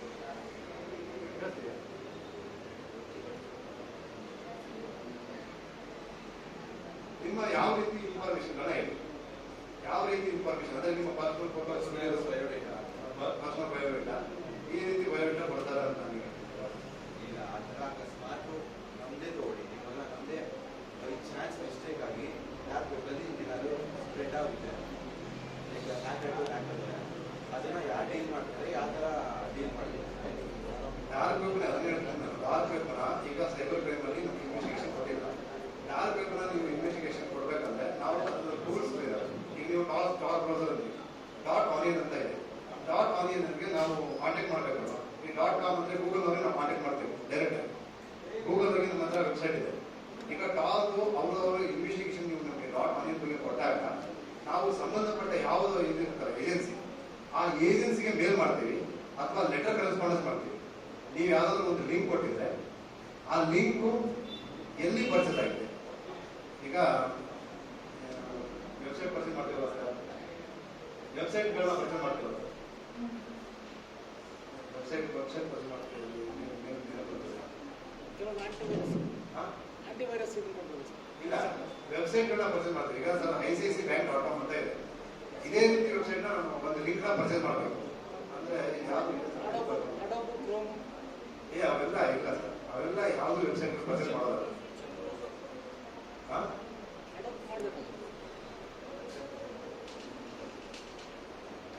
ಡಾರ್ಕ್ ವೆಬ್ ಅಲ್ಲಿ ನಾವು ಇನ್ವೆಸ್ಟಿಗೇಷನ್ ಮಾಡ್ಬೇಕಂದ್ರೆ ಸೇರಿ ಟೀಮ್ ಬಳಸ್ತೀವಿ. ಯಾಕಂದ್ರೆ ನಮ್ಮಲ್ಲಿ ಟೂಲ್ಸ್ ಇಲ್ಲ. ನಾವು ಸೇರಿ ಕೊಟ್ಟಾಗ ಅವ್ರೇನ್ ಮಾಡ್ತಾರೆ, ಅವ್ರ ಹತ್ರ ಒಂದು ಟೆಕ್ನಿಕಲ್ ಟೀಮ್ ಇದೆ. ಟೆಕ್ನಿಕಲ್ ಟೀಮ್ನವರು ಅದೇನು ಟೂಲ್ಸ್ ಇದೆಯಲ್ಲ ಅವರಿಗೆ ಫಾಲೋ ಮಾಡ್ತಾರೆ. ಆ ಲಿಂಕ್ನ ನೀನು ಟಾರ್ ಬ್ರೌಸರ್ ಯೂಸ್ ಮಾಡಿದ್ರೆ ಟಾರ್ ಬ್ರೌಸರ್ ಕೇಳ್ತಾರೆ ಈ ಲಿಂಕ್ನ ಯಾರು ಯೂಸ್ ಮಾಡಿದ್ದಾರೆ. ಬಟ್ ಮ್ಯಾಕ್ಸಿಮಮ್ ನಂಬರ್ಸ್ ಆಫ್ 100ಕ್ಕೆ 99% ಟ್ರೇಸ್ ಆಗಿದೆ. ಇವಾಗ ಇನ್ಕಾಗ್ನಿಟೋ ಮೋಡ್ ಏನಾದ್ರು ಯೂಸ್ ಮಾಡಿದ್ರೆ ಅದೊಂದು ಲೈಕ್ ಹೇಳ್ತಾರೆ ಅದರಲ್ಲಿ ಸರ್ಚ್ ಏನಾದ್ರು ಮಾಡಿದ್ರೆ ಡೇಟಾ ಸೇವ್ ಆಗೋದಿಲ್ಲ ಅಂತ. ಬಟ್ ಅದು ಲೈಕ್ ಲ್ಯಾಪ್ಟಾಪ್ಸ್ ಇಲ್ಲಾಂದ್ರೆ PC ಗಳು ಅವ್ರು ಯೂಸ್ ಮಾಡ್ಕೊಂಡ್ಬಿಟ್ಟು ಬೇಕಿರೋದ್ರದ್ದು ಡೇಟಾನ ರಿಕವರಿ ಮಾಡ್ಬೋದು. ನೀವು ಮೋಡಲ್ಲಿ ನೀವು ಯೂಸ್ ಮಾಡಿದ್ರೆ ಸರ್ಚ್ ಆಗಲ್ಲ, ಓನ್ಲಿ ಆ ಡಿವೈಸ್ ಮಾತ್ರ. ಸೇವ್ ಆಗೋದು ಆ ಡಿವೈಸ್ ಮಾತ್ರ. ಸರ್ವಿಸ್ ಪ್ರೊವೈಡರ್ ಅಂತ ಅದು ಇದ್ದೇ ಇರುತ್ತೆ. ನೀವೇನು ಸರ್ಚ್ ಮಾಡಿದ್ರ ಸರ್ವಿಸ್ ಪ್ರೊವೈಡರ್ ಕೊಟ್ಟೆ ಕೊಡ್ತಾರೆ, ಈಸಿಯಾಗಿ ಕೊಡ್ತಾರೆ. ಬಟ್ ಆ ಥರ ಇದು ಟಾಪ್ ಬ್ರೌಸರ್ ಅಲ್ಲಿ ಸೇವ್ ಆಗುತ್ತೆ. ಸೇವ್ ಆಗಿದೆ. ಟಾಪ್ ಬ್ರೌಸರ್ ಅಲ್ಲಿ ಡಾಟ್ ಆನಿಯನ್ ಅಂತ ಇದೆಯಲ್ಲ, ಅದ್ರಲ್ಲಿ ನೀವು ಏನೇ ಸರ್ಚ್ ಮಾಡಿದ್ರು ಸೇವ್ ಆಗುತ್ತೆ. ಇವಾಗ ಅದಕ್ಕೆ ಏನಾದ್ರು ಲೈಕ್ ನಾವೇನಾದ್ರು ಕೇಸ್ ಫೈಲ್ ಮಾಡಬೇಕಾದ್ರೆ ಬರೀ ಎಥಿಕಲ್ ಹ್ಯಾಕರ್ಸ್ ಅವರ ಹತ್ರನೇ ಹೋಗ್ಬೇಕು, ಏನಾದ್ರು ಕೇಸ್ ಫೈಲ್ ಮಾಡಬೇಕಂದ್ರೆ. ಇಲ್ಲ, ಆ ರೀತಿ ಹ್ಯಾಕರ್ಸ್ ಆಗಿಲ್ಲ. ಎಥಿಕಲ್ ಹ್ಯಾಕರ್ಸ್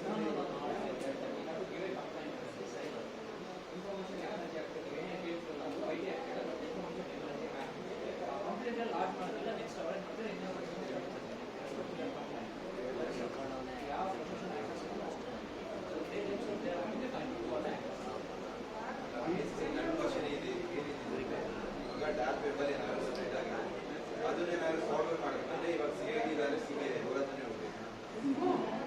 ಇವಾಗ ಪ್ರಾಸೆಸಿಂಗ್ ಏನಾದ್ರು ನಿಮಗೆ ಗೊತ್ತಿರೋದು ಏನಾದ್ರು ಇದೆ ಈಗ ಅವಾಗ ಲೈಕ್ ಯಾವ ಥರ ಸ್ಟೆಪ್ಸ್ ತಗೊಳ್ತಾರೆ, ಯಾವ ಥರ ಪ್ರೋಸೆಸ್. ಈಗ ಬಿಟ್ ಲಾಕರ್ ಕೀ ಅಂತ ಇದೆ, ನೀವು ಗೊತ್ತಾ? ಬಿಟ್ ಲಾಕರ್ ಕೀ ಅಂತ ಇದೆ. ಈಗ ನೀವು ಡಾರ್ಕ್ ವೆಬ್ ಅನ್ನ ಯೂಸ್ ಮಾಡಬೇಕಂದ್ರೆ ಡಾರ್ಕ್ ವೆಬ್ ನ ಹೇಗೆ ಯೂಸ್ ಮಾಡ್ತಾರಂದ್ರೆ ಒಂದು ಬಿಟ್ ಲಾಕರ್ ಕೀ ಇರುತ್ತೆ. ನೀವು ಆ ಡಾರ್ಕ್ ಬ್ರೌಸರ್ಗೆ ಆ ವೆಬ್ಸೈಟ್ಗೆ ಜಾಯಿನ್ ಆದರೆ ನಿಮ್ಮೊಂದು ಪಾಸ್ವರ್ಡ್ ಬರುತ್ತೆ. ಪಾಸ್ವರ್ಡ್ ಹೇಗಿರುತ್ತೆ?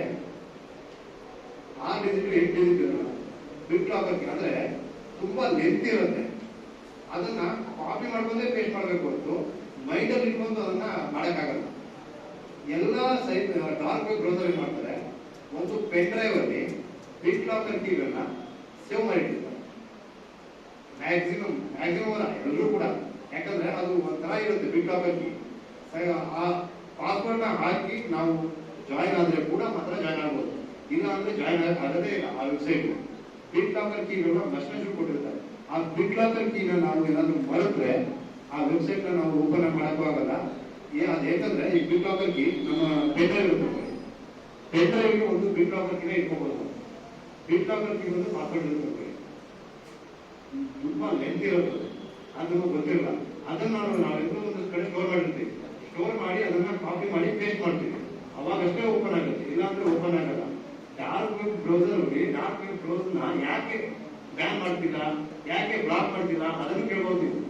ಈಗ ಒಂದು ಸರ್ಕಾರದ ಮಟ್ಟದಲ್ಲಿ ಅಥವಾ ಯಾವುದೇ ಒಂದು ಸಂಸ್ಥೆ ಮಟ್ಟಕ್ಕೆ ಯಾರಿಗೋ ಒಬ್ರು ಏನೋ ಒಂದು ದೊಡ್ಡ ಮಟ್ಟದಲ್ಲಿ ಇದಾಗ್ತಾ ಇರುತ್ತೆ, ಫ್ರಾಡ್ ಅಥವಾ ಏನೋ ಒಂದು ಆಗ್ತಾ ಇರುತ್ತೆ. ಅವಾಗ ಏನ್ ಮಾಡ್ಬೇಕಾಗತ್ತೆ, ನಾವು ನೀನ್ ಹೇಳ್ದಂಗೆ ಸರ್ಫೇಸ್ ಬ್ರೌಸರ್ ಅವನೇನಾದ್ರು ಅದರ ಸಂಬಂಧಪಟ್ಟ ಹಾಗೆ ಸರ್ಚ್ ಮಾಡ್ದ ಅಥವಾ ಏನೋ ಒಂದು ಮಾಡ್ದ ಅಂದ್ರೆ ಅದೆಲ್ಲ ಕೂಡ ಸ್ಟೋರ್ ಆಗ್ತಾ ಹೋಗಿರುತ್ತೆ ಡಿವೈಸ್ ಅಲ್ಲಿ. ನಾಳೆ ದಿನ ಯಾರಾದ್ರೂ ಡಿಟೆಕ್ಟ್ ಮಾಡಿದ್ರೆ ಆ ಒಂದು ಡಿವೈಸ್ ಅಲ್ಲಿ ಅದು ಸಿಗುತ್ತೆ. ಅವರು ಅದನ್ನೇ ಟಾರ್ ಬ್ರೌಸರ್ ಈ ಡಾರ್ಕ್ ವೆಬ್ ಅಲ್ಲಿ ಮಾಡ್ದ ಅಂದ್ರೆ ಯಾವುದೇ ಕೂಡ ಗುರುತಿರಲ್ಲ, ಏನೂ ಕೂಡ ಸಿಗಲ್ಲ. ಯಾರು ಕೂಡ ಸರ್ಚ್ ಮಾಡಕ್ ಬಂದ್ರು ಕೂಡ ನೆಕ್ಸ್ಟ್ ಏನೂ ಸಿಗಲ್ಲ. ಎಲ್ಲಾ ಡಾರ್ಕ್ ವೆಬ್ ಬ್ರೌಸರ್ ಏನ್ ಮಾಡ್ತಿರ್ತಾರೆ, ಒಂದು ಪೆನ್ ಡ್ರೈವ್ ಅಲ್ಲಿ ಕೆಲವೊಂದು ಅಪ್ಲಿಕೇಶನ್ಗಳಿವೆ. ಆ ಅಪ್ಲಿಕೇಶನ್ಗೆ ಪಾಸ್ವರ್ಡ್ ಇಟ್ಬಿಟ್ಟು ಬಿಟ್ ಲಾಕರ್ ಕೀಗಳನ್ನ ಸೇವ್ ಮಾಡಿಟ್ಟಿರ್ತಾರೆ. ನಾನು CID ಟೈಮಿಗೆ ಹೋದಾಗ ನಿಮಗೆ ಹೇಳಿದ್ದು ಏನು ಆ ಲಿಂಕ್ ಕೊಟ್ಟಿರ್ತಾರಲ್ಲ, ಅವರು ಒಂದು ಲಿಂಕ್ ಕೊಡ್ತಾರೆ ನಿಮಗೆ. ಟಾಪ್ ಬ್ರೌಸರ್ ಒಂದು ಲಿಂಕ್ ಮೆಸೇಜ್ ಬರುತ್ತೆ, ಇಂಥ ದಿನ ಜಾಯ್ನ್ ಆಗ್ಬೇಕಂತೆ. ನೀನು ಅದಕ್ಕೆ ಜಾಯ್ನ್ ಆಗಿ ಆ ಬಿಟ್ ಲಾಕ್ ಕೀ ಪಾಸ್ವರ್ಡ್ ಇರುತ್ತಲ್ಲ, ಆ ಪಾಸ್ವರ್ಡ್ ನ ಎಂಟರ್ ಮಾಡಿದ್ರೆ ಮಾತ್ರ ಆ ವೆಬ್ಸೈಟ್ ನ ಆಕ್ಸೆಸ್ ಮಾಡೋ ಚಾನ್ಸ್. ಇಲ್ಲ ಅಂದ್ರೆ ನಿಮ್ಗೆ ಯಾವುದೇ ಕಾರಣಕ್ಕೂ ಚಾನ್ಸ್ ಆಗಲ್ಲ. ಇನ್ ಕೇಸ್ ನಿಮ್ಮ ವೈಯಕ್ತಿಕ ಡಾಟಾಗಳು ಡಾರ್ಕ್ ವೆಬ್ ಅಲ್ಲಿ ಹರಿದಾಡ್ತಾ ಇದಾವೆ, ಡಾರ್ಕ್ ವೆಬ್ ಅಲ್ಲಿ ಯೂಸ್ ಆಗ್ತಾ ಇದಾವೆ ಅಂದ್ರೆ ನಾವು ಅದನ್ನ CID ಕಳಿಸ್ಬಿಟ್ಟು CID ಗೆ ಏನ್ ಡೀಟೇಲ್ ಕೊಟ್ಟಿರ್ತೀವಲ್ಲ, ಏನು ಪಾಸು ಕಾಪಿ ಲಿಂಕ್ ಏನೇನು ಕೊಟ್ಟಿರ್ತೀವಲ್ಲ ಅವೆಲ್ಲ ಒಂದು ಫೈಲ್ ಮಾಡ್ಬಿಟ್ಟು ಅವ್ರಿಗೆ ಕೊಡ್ತೀವಿ. ಇದನ್ನ ಬ್ಲಾಕ್ ಮಾಡಿಸಿ ಅಂತೀವಿ. ಅವರಿಂದ ಎಷ್ಟಾಗುತ್ತೋ ಅದನ್ನ ಟೂಲ್ಸ್ ಎಷ್ಟು ಸಿಗುತ್ತೋ ಅಷ್ಟು ತಗೊಂಡು ಬ್ಲಾಕ್ ಮಾಡಕ್ಕೆ ಟ್ರೈ ಮಾಡ್ತಾರೆ. ನಮ್ಮಲ್ಲಿ ಬ್ಲಾಕ್ ಮಾಡ್ತಾರೆ. ನಮ್ಮಲ್ಲಿ ಸೋಷಿಯಲ್ ಮೀಡಿಯಾ ಅಕೌಂಟ್ಗಳು ಏನಾದ್ರು ನ್ಯೂಡ್ ಫೋಟೋಸ್ ಇಂಥವಿದ್ರೆ ಬ್ಲಾಕ್ ಮಾಡ್ತಾರೆ.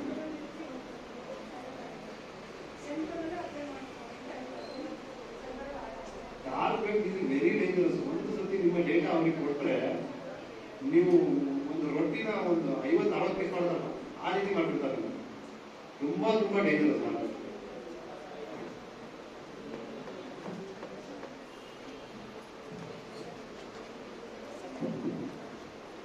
ನಾವು ಪ್ರೈವೇಟ್ ಆಗಿ ಈ ಥರ ಸೈಬರ್ ಕ್ರೈಮ್ನ ಡಿಟೆಕ್ಟಿವ್ ಮಾಡೋದಕ್ಕೆ ಸಾಧ್ಯ ಇದೆ.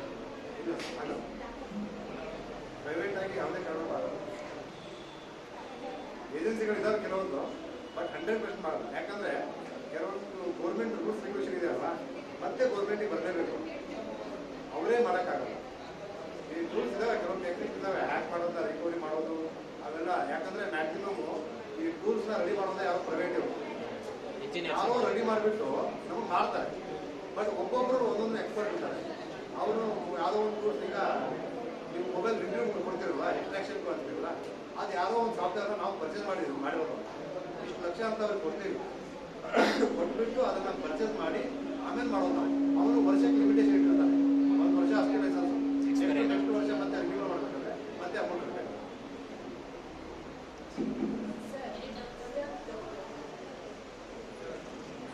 ಈಗ ಪಬ್ಜಿ ಅಂತ ಗೇಮ್ ಇತ್ತು ಗೊತ್ತಾ, ಆ ಗೇಮ್ ಮಕ್ಕಳು ಅಡಿಕ್ಟ್ ಆಗ್ತಾರೆ ಅಂತ ಅಂದ್ಬಿಟ್ಟು ಸೂಸೈಡ್ ಮಾಡ್ಕೊತಾರೆ ಅಂತ ಬ್ಲಾಕ್ ಮಾಡೋದು. ಈಗ ಇಷ್ಟು ಕೇಳೋದು ಲೋನಲ್ಲಿ ಈ ಥರ ತಗೊಂಡಾಗ ನೋಟಿಸ್ ಕೊಡ್ತಾರೆ. ಮತ್ತೆ ನೀವು ಹೇಳಿದ್ರೆ ಬ್ರಾಂಡ್ ಮೈಂಡೆಡ್ ಇದ್ರೆ ಅದನ್ನ ಈಸಿಯಾಗಿ ಕ್ಯಾಚ್ ಮಾಡ್ತಾರೆ, ಈಸಿಯಾಗಿ ತಗೊಳ್ತಾರೆ. ಈಗ ಸೆನ್ಸಿಟಿವ್ ಇರುವಂಥವ್ರು ಹ್ಯಾಂಗಿಂಗ್ ಮಾಡ್ಕೊತಾರೆ, ಸೂಸೈಡ್ ಮಾಡ್ಕೊತಾರೆ. ಇಷ್ಟೆಲ್ಲ ಆಗುತ್ತೆ ಅಂತ ಗೊತ್ತಿದ್ರು ಕೂಡ ಸರ್ಕಾರ ಯಾಕೆ ಇದನ್ನ ಈ ಥರ ಆ್ಯಪ್ಗಳನ್ನ ಲೋನ್ ಕಾನೂನೇ ಇದೆ. ಯಾವುದೇ ಅಡ್ವರ್ಟೈಸ್ಮೆಂಟ್ಗೆ ನಿರ್ಬಂಧನೆ ಇಲ್ಲ, ಸಮಸ್ಯೆ ಆಗೋದಿದೆ. ಅಡ್ವರ್ಟೈಸ್ಮೆಂಟ್ ಬಗ್ಗೆ ಟಾಪಿಕ್ ಅಬೌಟ್ ಅಡ್ವರ್ಟೈಸ್ಮೆಂಟ್ ನಾನು ಮಾತಾಡ್ತಾ ಆ್ಯಪ್ ಬಗ್ಗೆ. ಅಂದ್ರೆ ಆ್ಯಪನ್ನ ಡೌನ್ಲೋಡ್ ಮಾಡಿದ್ರೆ ಈ ಥರ ಆಗತ್ತೆ ಅಂತ ಗೊತ್ತಿದ್ದು ಕೂಡ ಅದರಿಂದ ಇವ್ರಿಗೆ ಅಡ್ವಾಂಟೇಜ್ ಇದೆಯಾ, ಯಾರಿಗೆ ಅಡ್ವಾಂಟೇಜ್ ಇದೆ ಇದರಲ್ಲಿ? ಮೇಡಮ್, ಈಗ IPL ಅಲ್ಲಿ ನಾವು ಡ್ರೀಮ್ ಲೆವೆನ್ ಅಂತ ಒಂದು ಗೇಮ್ ಬೆಟ್ಟಿಂಗ್ ಆಡ್ತೇವೆ. ನಾನು ನಮ್ಮ ಫ್ರೆಂಡ್ ಇಬ್ಬರು ಬೆಟ್ಟಿಂಗ್ ಆಡಿದ್ರೆ ಇಲ್ಲಿಗಲ್ ನಂದು ನಮ್ಮಿಬ್ಬರದೇ ದುಡ್ಡು. ಡ್ರೀಮ್ ಲೆವೆನ್ ಅವರು ಗೌರ್ಮೆಂಟ್ ಇಂದ ಪರ್ಮಿಷನ್ ತಗೊಂಡ್ಬಿಟ್ಟು ಅವ್ರಿಗೆ GST ಅಥವಾ ಅವ್ರಿಗೆ ಫೀಸ್ ಕಟ್ಟಿ ಅವರು ಆಡಿಸಿದ್ರೆ ಅದು ಲೀಗಲ್. ನಮಗೆ ಹಾಗೆ ಈಗೇನಾಗುತ್ತೆ, ಅವನು ಅಪ್ಲಿಕೇಶನ್ ಡೆವಲಪ್ ಮಾಡಿರ್ತಾರೆ, ನಾನು ನಿಮ್ಮ ಎಂಟರ್ಟೈನ್ಮೆಂಟ್ ಈ ಗೇಮ್ನ ಆಡಿ ಅಂತೀನಿ. ಯಾರು ರೆಸ್ಪಾನ್ಸಿಬಿಲಿಟಿ? ನಿಮ್ಮ ಎಂಟರ್ಟೈನ್ಮೆಂಟ್ಗೆ ಆಡಿ ಅಂತೀನಿ, ನಿಮ್ಮ ಹ್ಯಾಬಿಟ್ ಮಾಡ್ಕೊಂಡು ಅಂತ ನನ್ನಲ್ಲ. ನೀವು ಅದನ್ನ ಹ್ಯಾಬಿಟ್ ಮಾಡ್ಕೊತೀರಾ, ಯಾಕೆ ಮಾಡ್ಕೊತೀರಾ? ಈಗ ನಿಮಗೆ ಡ್ರೀಮ್ ಲೆವೆನ್ ಅಲ್ಲಿ 5,000 10,000 ಆಡಿ ಅಂತೀನಿ ನಾನು. ನೀವು ನಿಮ್ಮ ಮನೆ ಮಠ ಮಾರಿ ಆಡಿ ಅಂತ ನಾನು ಹೇಳಿದ್ದ ನಿಮಗೆ, ಮಕ್ಕಳಿಗೆ ಆಡಿ ಅಂತ ಹೇಳಿದ್ರು ಅಲ್ಲ. ಅವ್ರು ಆ ಕಡೆ ಹೇಳ್ತಾರೆ, ನಿಮ್ಗೆ ಯಾರಿಗೆ ಆಡೋದಿತ್ತು, ನಾವು ನಿಮ್ಗೆ ಟರ್ಮ್ಸ್ ಅಂಡ್ ಕಂಡೀಷನ್ ಹಾಕಿದ್ದೀವಲ್ಲ, ನೀವು ಆಡಿ ಅಂತ ಯಾರು ಹೇಳ್ತಾರೆ? ಈಗ ಆಡಿ ಅನ್ನೋದು ಬೇರೆ ಸರ್. ಅದು ಬಂದು ನಾವು ಹೇಳ್ತಾ ಗೇಮ್ ಬಗ್ಗೆ, ನಾವು ಕೇಳ್ತಾ ಲೋನ್ ಬಗ್ಗೆ. ಲೋನ್ ಬಗ್ಗೆ ಇವಾಗ ನೀವು ಹೇಳಿದ್ರಲ್ವಾ, ಮೂಡಾಗಿ ಹಾಕ್ತಾರೆ ಅಂತ ಹೇಳಿದ್ರೆ, ಈಗ ಹೆಣ್ಮಕ್ಳುಗಳು ಆ ಥರ ಹಾಕಿದಾಗ ಫ್ಯೂಚರ್ ಅದೇ ಹೇಳ್ತೀವಿ ಮೇಡಮ್. ಈಗ ಪ್ಲೇ ಸ್ಟೋರ್ ಏನ್ ಗೊತ್ತಾ, ಲೈಸೆನ್ಸ್ ಕಾಪಿಗಳನ್ನ ಮಾತ್ರ, ಲೈಸೆನ್ಸ್ ಆ್ಯಪ್ಗಳನ್ನ ಮಾತ್ರ ತಗೊಳುತ್ತೆ, ಅದು ವೆರಿಫೈ ಮಾಡುತ್ತೆ. ಈಗ ಒಂದು ಯಾವ್ದಾರ ಒಂದು ಆ್ಯಪ್ ಬಂದ್ರೆ, ಈಗ ಒಂದು ಯಾವುದೋ ಒಂದು ಧನಿ ಆ್ಯಪ್ ಅನ್ಕೊಳ್ಳಿ, ಕಾಮನ್ ಆ್ಯಪ್ ಅಂದ್ರೆ ಧನಿ ಆ್ಯಪ್ ಅನ್ಕೊಳ್ಳಿ, ಒಂದು ಪ್ಲೇ ಸ್ಟೋರಿಗೆ ಅದನ್ನ ಅಪ್ಲೋಡ್ ಮಾಡ್ತಾರೆ. ಅದು ವೆರಿಫೈ ಮಾಡೋಕ್ಕೆ ಟೈಮ್ ಇರುತ್ತೆ, 3 days 2 days ಅಥವಾ 7 days ಅನ್ಕೊಳ್ಳಿ. ಅದು ವೆರಿಫೈ ಆಗೋಕ್ಕೆ ಟೈಮ್ ಇರುತ್ತೆ. ನಾವೇನ್ ಮಾಡ್ತೀವಿ, ಲೋನ್ ಆ್ಯಪ್ ಅಂತ ಒಂದು ಗೂಗಲ್ ಹೊಡಿತೀವಿ, ಯಾವುದೋ ಒಂದು ಲಿಂಕ್ ಬರುತ್ತೆ. ಫ್ರಾಡ್ಸ್ಟರ್ಗಳು ಏನ್ ಮಾಡಿರ್ತಾರೆ, ಸುಮಾರು ಲಿಂಕ್ನ ಬಿಟ್ಟಿರ್ತಾರೆ ಮೊಬೈಲಲ್ಲಿ. ನೀವು ಬೇಕಾದ್ರೆ ಕಸ್ಟಮರ್ ಕೇರ್ ಇವತ್ತು ಟೈಪ್ ಮಾಡಿ ನೋಡಿ, ಯಾವುದೋ ಒಂದು ಟೈಪ್ ಮಾಡಿ ನೋಡಿ ಕಸ್ಟಮರ್ ಕೇರ್ ನಂಬರ್, ಯಾವುದೋ ಒಂದು ಫ್ರಾಡ್ ನಂಬರ್ ಇತ್ತಂದ್ರೆ ಯಾವುದೋ ಒಂದು ನಂಬರ್ ತೋರಿಸುತ್ತೆ. ಇನ್ನು 3 hour 4 hourಗೆ ಅಥವಾ ನಾಳೆಗೆ ಆ ನಂಬರ್ ಇರೋಲ್ಲ, ಗೂಗಲ್ ನಂಬರೇ ಇರೋಲ್ಲ. ಆ ರೀತಿ ಏನ್ ಮಾಡ್ತಾನೆ, ಒಂದು ಲಿಂಕ್ ನ ಕ್ರಿಯೇಟ್ ಮಾಡ್ಬಿಟ್ಟು ಆ ಲಿಂಕ್ ಅಲ್ಲಿ ಒಂದು ಆಪ್ ನ ಬಿಡ್ತಾನೆ, ಒಂದು APK ಫೈಲ್ ಬಿಡ್ತಾನೆ, ಲೋನ್ ಆ್ಯಪ್ ಬರುತ್ತೆ. ಅದೇನಾಗುತ್ತೆ, ನಿಮ್ಗೆ ಎಕ್ಸಸ್ ಕೇಳುತ್ತೆ ಫಸ್ಟ್. ಅವನ ಮೈಂಡ್ ಸೆಟ್ ಏನಿರುತ್ತೆ, 3,000 ರೂಪಾಯಿ ನಿಮ್ಗೆ ಲೋನ್ ಕೊಡ್ತಾರೆ, ಅವನಿಗೆ ನಿಮ್ಮ ಹತ್ರ 3 ಲಕ್ಷ ತಗೋಬಹುದು ಅಂತ ಅವ್ನ ಮೈಂಡ್ ಸೆಟ್ ಇರುತ್ತೆ. ಈಸಿ ಆಗಿರುತ್ತೆ. ಒಬ್ಬ ಬಲೆ ಬಿಡಲಿಲ್ಲ ಅಂದ್ರು ಇನ್ನೊಬ್ಬ ವಿದ್ಯೆ ಬೀಳುತ್ತೆ ಅಂತ ಅವನು. ಅಥವಾ ಅವನು ಲೋನ್ ಕೊಡ್ಲಿಲ್ಲ ಆದ್ರೂ ಕೂಡ ನಿಮ್ಗೆ ಅವಾಗ ನಾನು ಏನಂತೆ, ಅಪ್ಲಿಕೇಶನ್ ಡೌನ್ಲೋಡ್ ಮಾಡಿ ಪರ್ಮಿಷನ್ ಕೊಟ್ರೆ ಮುಗಿಯಿತು, ಅಲೋ ಕೊಟ್ರೆ ಮುಗಿಯಿತು. ನಮಗೆ ಲೋನ್ ಸಿಗ್ಲಿಲ್ಲ ಅಂದ್ರೂ ಕೂಡ ನಾವು ಅವ್ರಿಗೆ ಬಲಿ ಆಗ್ತೀವಿ. ಅವ್ನು ಯಾಕೆ 3,000 ಕೊಡ್ತಾನಂದ್ರೆ, 3,000 ಅವ್ನು ಕೊಟ್ರೆ ಅವ್ನು ನೆಕ್ಸ್ಟ್ 6,000 ಕೇಳಿದ್ರು ಕೂಡ ನಾವು ಫಸ್ಟ್ ಹಾಕ್ಬಿಡ್ತೀವಿ, ನಾನು ತಗೊಂಡ್ರೆ ನಿಜ ಅಲ್ವಾ ಅಂತೇಳಿ. ನೆಕ್ಸ್ಟ್ ನಾವು ಅವ್ನಿಗೆ ಎಷ್ಟು ಕೇಳೋದಷ್ಟು ಹಾಕ್ತೀವಿ. ಏನಾಗುತ್ತೆ, ಗೂಗಲ್ ಅಲ್ಲಿ ನಾವು ಸರ್ಚ್ ಮಾಡಿ APK ಫೈಲ್ ತಗೋತೀವಿ, ಥರ್ಡ್ ಪಾರ್ಟಿ ಅಪ್ಲಿಕೇಶನ್ಸ್ಗಳು. ಥರ್ಡ್ ಪಾರ್ಟಿ ಅಪ್ಲಿಕೇಶನ್ಗಳನ್ನ ನಾವು ನಮ್ಮ ಮೊಬೈಲ್ ನಲ್ಲೇ ರಿಮೂವ್ ಮಾಡಬಹುದು.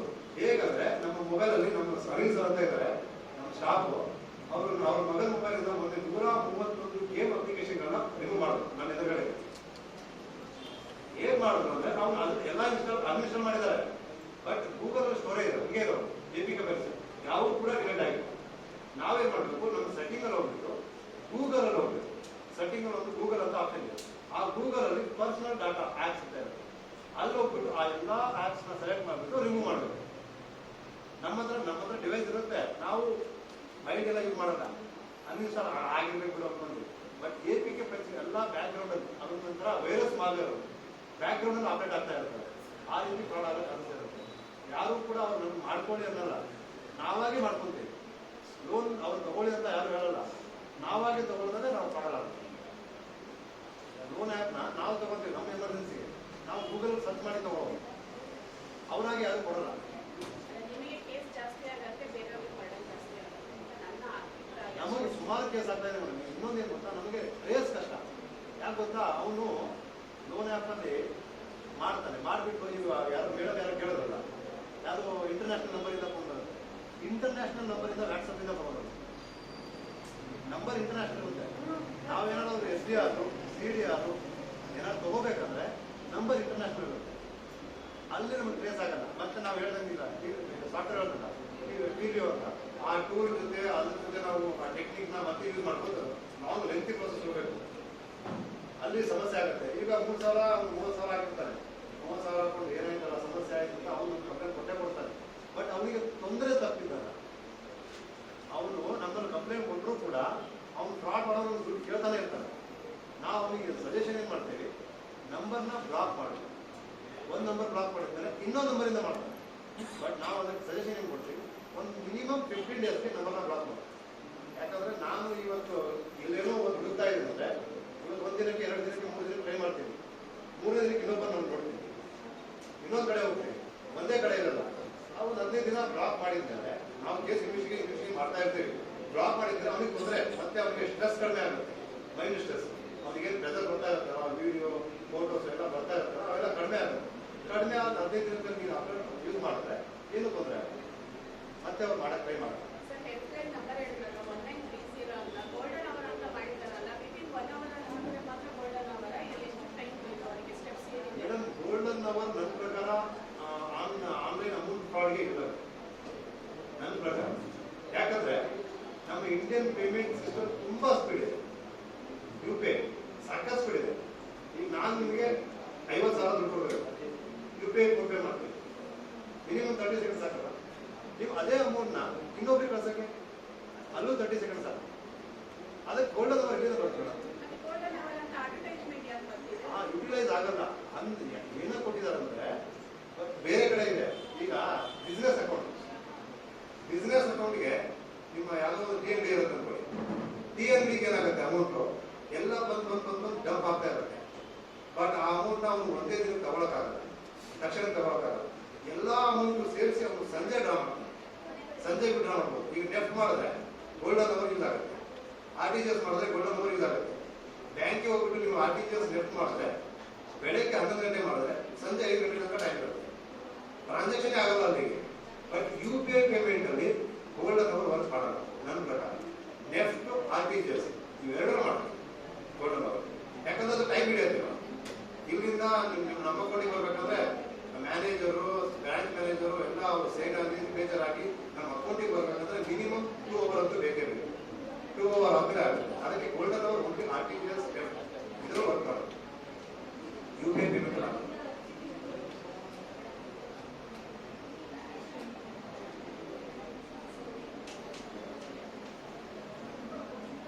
ಯಾರಿಗೂ ಏನು ಡೌಟ್ ಇಲ್ಲ ಇಲ್ವಾ? ನೀವು ಒಬ್ಬರೇ ಹೇಳಿ, ಮೊಬೈಲ್ ಕಳೆದ್ರೆ ಏನ್ ಮಾಡ್ತೀರಿ? ಒಬ್ಬರೇ ಹೇಳಿ, ಫಸ್ಟ್ ಪ್ರಶ್ನೆ ಲಾಸ್ಟ್ ತನಕ ಹೇಳಿ.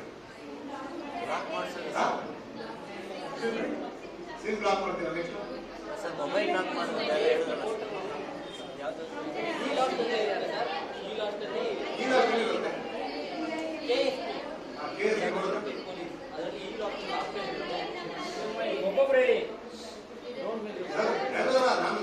ನಾನು ತಮಾಷೆ ಮಾಡ್ತಿಲ್ಲ. ಈಗ ಸೈಬರ್ ಕ್ರೈಮ್ ನಮಗೆ ತುಂಬಾ ಈಸಿ ಅನ್ಸ್ಬೋದು, ಯಾಕಂದ್ರೆ ಕೆಲವೊಬ್ಬರಿಗೆ ಟೆಕ್ನಿಕಲ್ ಒಬ್ಬರಿಗೆ ಗೊತ್ತಿರುತ್ತೆ, ನಮಗಿಂತ ಚೆನ್ನಾಗಿ ಗೊತ್ತಿರೋದವ್ರಿಗೆ ಸಖತ್ತಾಗಿ ಗೊತ್ತಿರುತ್ತೆ ನಾಲೆಡ್ಜು.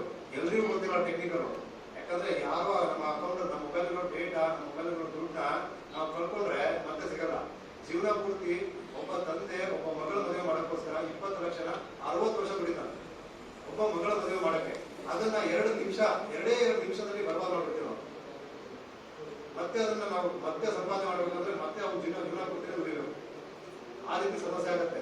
ಒಬ್ರು ಯಾರೇ ಒಬ್ಬರು ಹುಡುಗಿದ್ದು ಅಥವಾ ಯಾವ ಹುಡುಗಂದು 100 ಫೋಟೋಗಳು ಅಪ್ಲೋಡ್ ಆದ್ರೆ 100 ಜನ 100 ಮಾತಾಡ್ತಾರೆ. ಯಾರೋ ಒಬ್ರು ಇಬ್ರು ನಮ್ಮ ಎದುರುಗಡೆ ನಮ್ಮ ಸಮಾಧಾನಕ್ಕೆ ಪಾಸಿಟಿವ್ ಮಾಡ್ಬೋದು, ಹಿಂದ್ಗಡೆಯಿಂದ ಬಿಟ್ಟು ಮಾತಾಡ್ತಾರೆ. ಅದಕ್ಕೆ ನಮ್ಮ ಮೊಬೈಲು, ನಮ್ಮ ಡಿವೈಸ್, ನಮ್ಮ ಲ್ಯಾಪ್ಟಾಪ್ ಇವುಗಳನ್ನು ನಮಗೆ ಹೇಗೆ ಸೆಕ್ಯೂರ್ ಮಾಡ್ಕೋಬೇಕು, ನಾವು ಎಷ್ಟು ಆಪರೇಟ್ ಮಾಡಬೇಕು, ಹೇಗೆ ಆಪರೇಟ್ ಮಾಡಬೇಕು ಅನ್ನೋದು ಗೊತ್ತಿರಬೇಕು. ಈಗ ನಾವು ATM ಸ್ಕಿಮ್ಮಿಂಗ್ ಹೇಳೋದು ನಮಗೆ, ನಮ್ಮ ತಂದೆ ತಾಯಿಗೆ ನಾವು ಹಳ್ಳಿಯಿಂದ ಬಂದಿರೋರು, ನಮ್ಮ ತಂದೆ ತಾಯಿಗೆ ATM ಇಂದ ಅಮೌಂಟ್ ಡ್ರಾ ಮಾಡೋದು ಗೊತ್ತಿಲ್ಲ. ನಾಳೆ ದಿನ ಯಾರಿಗೋ ಹೋಗ್ಬಿಟ್ಟು ATM ಕೊಡ್ತಾರೆ, ಅವ್ನು ATM ನ ಎಕ್ಸ್ಚೇಂಜ್ ಮಾಡ್ಕೊಂಡು ಕೂಡ ಹೋಗ್ಬೋದು. ಆ ರೀತಿ ಚಾನ್ಸಸ್ ಕೂಡ ಆಗುತ್ತೆ. ಇನ್ನೊಂದು, ನನ್ನ ಮೊಬೈಲ್, ನನ್ನ ಫೋನ್ ಪೇ, ನನ್ನ ನಂಬರ್ 59 ಲಾಸ್ಟ್ ಅನ್ಕೊಳ್ಳಿ, ನಾನು ಬೈ ಮಿಸ್ ಆಗಿ 89 ನಂಬರ್ಗೆ ಫೋನ್ ಪೇ ಮಾಡ್ತೀನಿ. ಫೋನ್ ಪೇ ಮಾಡಿದ ತಕ್ಷಣ ಏನ್ ಮಾಡ್ತೀರಾ ನೀವು? ಹೋಯ್ತು ಅಲ್ವಾ? ಬಟ್ ಈಸಿ ಇದೆ ಅಲ್ವಾ? ಈಗ NPCI ಅಂತ ಪೇಮೆಂಟ್ ಸಿಸ್ಟಮ್ ಬಿಟ್ಟಿದ್ದಾರೆ. ಗೂಗಲ್ ನೀವು NPCI ಅಂತ ಹೊಡೆದ್ರೆ ನೆಕ್ಸ್ಟ್ ನಿಮಗೆ ಒಂದು 3 ಲೈನ್ ಬರುತ್ತೆ ಕಾರ್ನರ್ ಅಲ್ಲಿ. ಅಲ್ಲಿ ನೀವು ಕಂಪ್ಲೇಂಟ್ ಅಂತ ಬರುತ್ತೆ, ಗೆಟ್ ಇನ್ ಟಚ್ ಅಂತ ಬರುತ್ತೆ, ಅಲ್ಲಿ ಕಂಪ್ಲೇಂಟ್ ಬರುತ್ತೆ. ಅಲ್ಲಿ ನೀವು ಫಿಲ್ ಮಾಡಿದ್ರೆ ವಿತಿನ್ 3 days ಅಲ್ಲಿ, ನಿಮ್ಮ 3 to 7 days ಅಲ್ಲಿ ನಿಮ್ದು ಏನು ಮಿಸ್ ಆಗಿ ಟ್ರಾನ್ಸಾಕ್ಷನ್ ಆಗಿದೆ ಅಲ್ವಾ, ಅದನ್ನೆಲ್ಲ ಡಿಸ್ಕ್ರಿಪ್ಷನ್ ಹಾಕಿದ್ರೆ ನಿಮ್ಗೆ ಅಮೌಂಟ್ ರಿಟರ್ನ್ ಬರುತ್ತೆ. ಗೂಗಲ್ UPI ಅದಕ್ಕೆ ಮಾಡಿದ್ದಾರೆ, ನಾವು NPCI ನಮಗೆ ನಾಲೆಡ್ಜ್ ಇಲ್ಲ. ನಾವೇನ್ ಮಾಡ್ತೀವಿ, ಗೂಗಲ್ ನಂಬರ್ ಬಿಡ್ತೀವಿ ಅಥವಾ ಅವನಿಗೆ ಫೋನ್ ಮಾಡ್ತೀವಿ ಅಥವಾ ನಾವು ಹೋಗಿ ಕೂಡ ಫೋನ್ ಹಾಕ್ತೀವಿ. ಅದಕ್ಕೆ ಎಲ್ಲ ಗೊತ್ತಿರುತ್ತೆ, ಬಟ್ ಏನು ಗೊತ್ತಿಲ್ಲ, ಸ್ವಲ್ಪ ಗೊತ್ತಿರಲ್ಲ, ಅದನ್ನ ತಿಳ್ಕೋಬೇಕು. ನಾವು ಏನು ಎಕ್ಸ್ಪರ್ಟ್ ಅಲ್ಲ ಸೈಬರ್ ಕ್ರೈಮ್ ಅಲ್ಲಿ. ನಾವು ಮುಗಿದ ತಕ್ಷಣ ಎಕ್ಸ್ಪರ್ಟ್ ಆಗಲ್ಲ. ನಾವು ಸೈಬರ್ ಕ್ರೈಮ್ಗೆ, ನಾನು ಆಕ್ಚುಲಿ ಮತ್ತಿದ್ದು anti Naxal force, as like Indian army ಏನ್ ಡ್ಯೂಟಿ ಮಾಡುತ್ತಲ್ವಾ, ನಕ್ಸಲೈಟಿ ಫೋರ್ಸ್ ಅಲ್ಲಿ ಆ ರೀತಿ ನಾನಿದ್ದೆ. ನಾನು ಇಲ್ಲಿಗೆ ಬಂದು 1 ವರ್ಷ ಆಗಿರ್ಬೋದು ಅಷ್ಟೇ. ಬಟ್ ಗೊತ್ತಿರಲ್ಲ, ಯಾರಿಗಾದ್ರೂ ಏನಾದ್ರು ಗೊತ್ತಿಲ್ಲ ಅಥವಾ ಸಮಸ್ಯೆ ಇದೆ ಸರ್, ನಂದು 2 ಸ್ಟೆಪ್ ವೆರಿಫಿಕೇಶನ್ ಆಗ್ತಿಲ್ಲ ಅಕೌಂಟ್ಗಳು, ಇದು ಜಿಮೇಲ್ ಕೂಡ 2 ಸ್ಟೆಪ್ ವೆರಿಫಿಕೇಶನ್ ಆಗುತ್ತೆ. ನಮ್ಗೆ ಹೇಗಂತ ಗೊತ್ತಿಲ್ಲ ಅಂತ, ಗೊತ್ತಿಲ್ಲ ಅಂದ್ರೆ ಕೇಳಿ. ಯಾಕಂದ್ರೆ ನಾನು ಡೈಲಿ ಬರಲ್ಲ, ನೀವು ಅವೇರ್ನೆಸ್ ಡೈಲಿ ಕೊಡಲ್ಲ. ಯಾಕಂದ್ರೆ ಅವ್ರ ಮಾರ್ಕ್ಸ್ ಅವರು ಹೇಳ್ತೀವಿ. ಯಾರಿಗೆ ಏನ್ ಗೊತ್ತಿಲ್ಲ ಕೇಳ್ಕೊಳ್ಳಿ ಮೇಡಮ್, ದಯವಿಟ್ಟು ಯಾರಿಗೆ ಕೇಳೋದಿದೆ ಕೇಳ್ಕೊಳ್ಳಿ. ಗೊತ್ತಿದೆ ಅಂದ್ರೆ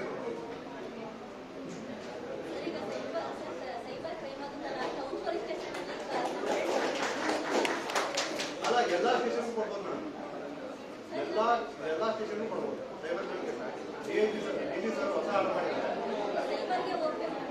ಸೈಬರ್ಗೆ ಹೋಗ್ಬೇಕಂತಾಗಿಲ್ಲ, ಎಲ್ಲಾ ಸ್ಟೇಷನ್ ಹೊಸದಾಗಿ ಆದೇಶ ಆಗಿದೆ DG ಸರ್. ಯಾಕಂದ್ರೆ ಈಗ ಪಾವಗಡ 80 ಕಿಲೋಮೀಟರ್ ಇದೆ ಮತ್ತೆ ತಿರುಮಣಿ, ಅರಸೀಕೆರೆ ಅವೆಲ್ಲ ದೂರ ಇದೆ.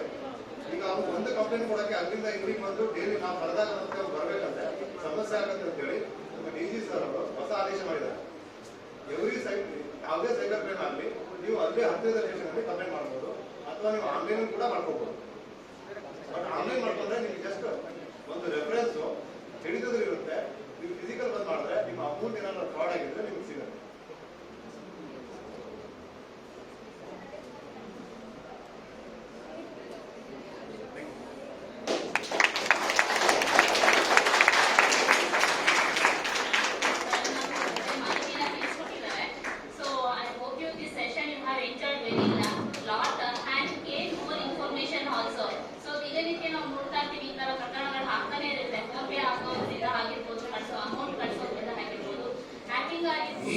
ಹಾಗಾಗಿ ಫೊರೆನ್ಸಿಕ್ ಸೈನ್ಸ್ ಅನ್ನು ಓದೋದು ಕೂಡ, forensic science jurisprudence is very vast, it's a full of science. ಅದಕ್ಕೆ ನಿಮ್ಗೆ ಒಂದು ಎಕ್ಸಾಂಪಲ್ ಅನ್ನ 2 ಕೇಸನ್ನ ಕೊಡ್ಬೋದು. ವಿದ್ಯಾನಂದ ಭಾರತಿ ಕೇಸ್. ವಿದ್ಯಾನಂದ ಭಾರತಿ ಎಷ್ಟು ಅಕ್ಯುರೇಟ್ ಆಗಿರ್ತಾರೆ ಅಂತ ಹೇಳಿದ್ರೆ, ಆ ವಿದ್ಯಾನಂದ ಭಾರತಿ ಕೇಸ್ನಲ್ಲಿ ತನ್ನ ಹೆಂಡತಿನೇ ಅದೇ ಬೆಡ್ರೂಮ್ ನಲ್ಲಿ ಸಾಯಿಸಿ, ಬೆಡ್ರೂಮ್ ಇಂದ ಒಂದು ಹೋಲನ್ನ ಮಾಡಿ, ಅವನ ಔಟ್ಸೈಡ್ ನಲ್ಲಿ ಅವನು ಏನಂತ ಹಿತ್ಲು ಅಂತೇಳಿ ಕರೀತಾರೆ, ಔಟ್ಸ್ಕಟ್ಸ್ ಇದರಲ್ಲಿ ಕಾಂಪೌಂಡ್ ಒಳಗಡೆ ಒಂದು ಹಳ್ಳವನ್ನ ತೋಡಿ ಅದು ಕರೆಕ್ಟಾಗಿ ಕೊಫಿನ್ ಹೋಗಿ ಅದ್ರ ಒಳಗಡೆ ಬೀಳಬೇಕು. ಅಲ್ಲಿಂದ ತೆಳ್ತಾನೆ, ಅವರು ನಿದ್ದೆ ಮೂಡ್ನಲ್ಲಿ ಇರ್ತಾರೆ. ತೆಳ್ತಾನೆ, ಅವಾಗ ಅದು ಹಳ್ಳಕ್ಕೆ ಬೀಳುತ್ತೆ, ಕ್ಲೋಸ್ ಮಾಡ್ತಾನೆ. ಇನ್ವೆಸ್ಟಿಗೇಷನ್ಸ್ಗೆ ತುಂಬಾ ಕಷ್ಟ ಆಗುತ್ತೆ ಅದು. ಒಂದೇ ಒಂದು ಇನ್ಸಿಡೆಂಟ್ ನಲ್ಲಿ ಅವನು ಸಿಕ್ಕಿಬೀಳ್ತಾನೆ ಇನ್ಕಮ್ ಟ್ಯಾಕ್ಸ್ ನಲ್ಲಿ. ಆ ಇನ್ಕಮ್ ಟ್ಯಾಕ್ಸ್ ಅನ್ನು ಕೂಡ NTS ಮೇಲೆ ಟ್ರಾನ್ಸಾಕ್ಷನ್ಸ್ ಮಾಡ್ತಿರ್ತಾನೆ, ಫೈಲಿಂಗ್ ಮಾಡ್ತಿರ್ತಾನೆ. ಅಲ್ಲಿ ಆತ ಸಿಕ್ಕಿಬೀಳ್ತಾನೆ. ಅಲ್ಲಿ ಇನ್ವೆಸ್ಟಿಗೇಷನ್ಸ್ ಪ್ರಾರಂಭ ಆಗುತ್ತೆ. ಇನ್ವೆಸ್ಟಿಗೇಷನ್ಸ್ ಪ್ರಾರಂಭ ಆದರೆ ಮನೆ ಒಳಗೆ ಹೆಣ ಇದೆ, ಅದು ಐಡೆಂಟಿಫಿಕೇಶನ್ಸ್ ಕಷ್ಟ ಆಗಿದೆ. ದೆನ್ ಫೈನ್, ಒಬ್ಬ ಯಾರು ಮರಗೆಲಸದವನು ಲಾಸ್ಟ್ಗೆ ಬಂದಾಗ ಆ ಎಮ್ಮ ಮನೆಗಿರ್ತಾರಲ್ಲ, ಆ ಮರಗೆಲಸ ಬಂದವನು ಆ ಡಬ್ಬ ಮಾಡ್ತಾನಲ್ಲ, ಅವನಿಂದ ಒಂದು ಸಣ್ಣ ಕ್ಲೂ ಸಿಗುತ್ತೆ. ಅಲ್ಲಿಂದ ಇನ್ವೆಸ್ಟಿಗೇಷನ್ಸ್ ಮತ್ತೆ ಪ್ರಾರಂಭ ಆಗುತ್ತೆ. ಅಲ್ಲಿ ಸಿಗಾಕೊಡುತ್ತೆ, ಇಲ್ಲೇ ಇದೆ ಬಾಡಿ ಅಂತೇಳಿ. So you see the challenges of the investigating officers. And challenges to the defense lawyer. They contradict the material. ಅದು ಡೆತ್ ಪೆನಾಲ್ಟಿ ಆಗುತ್ತೆ. Vidyananda Bharati case is reported death penalty. Please you read.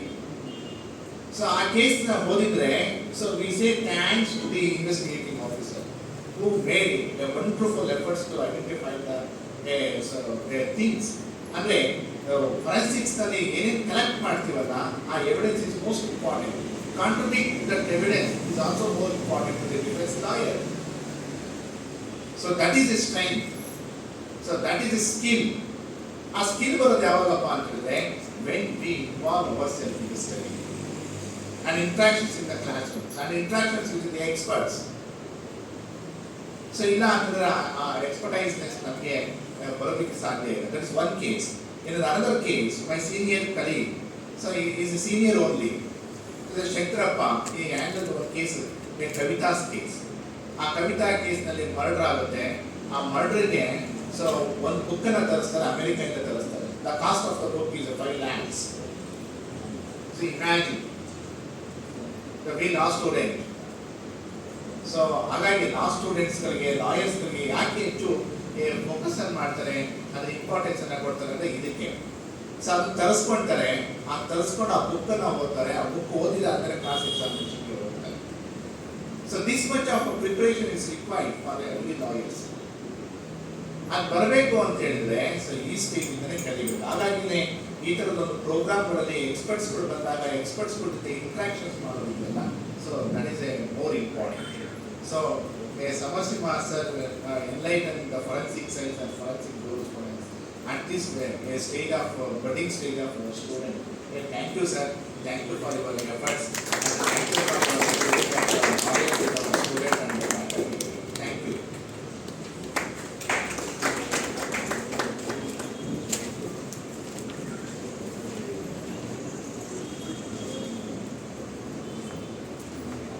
Thanks to our principal sir sharing about the investigations and quoting the written cases about which will be very useful for the students and for the lawyers also.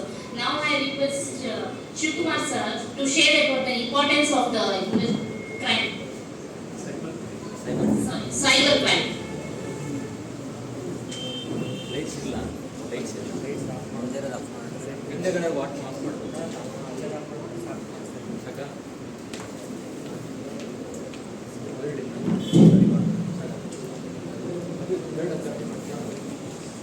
Lights ಇಲ್ಲ screen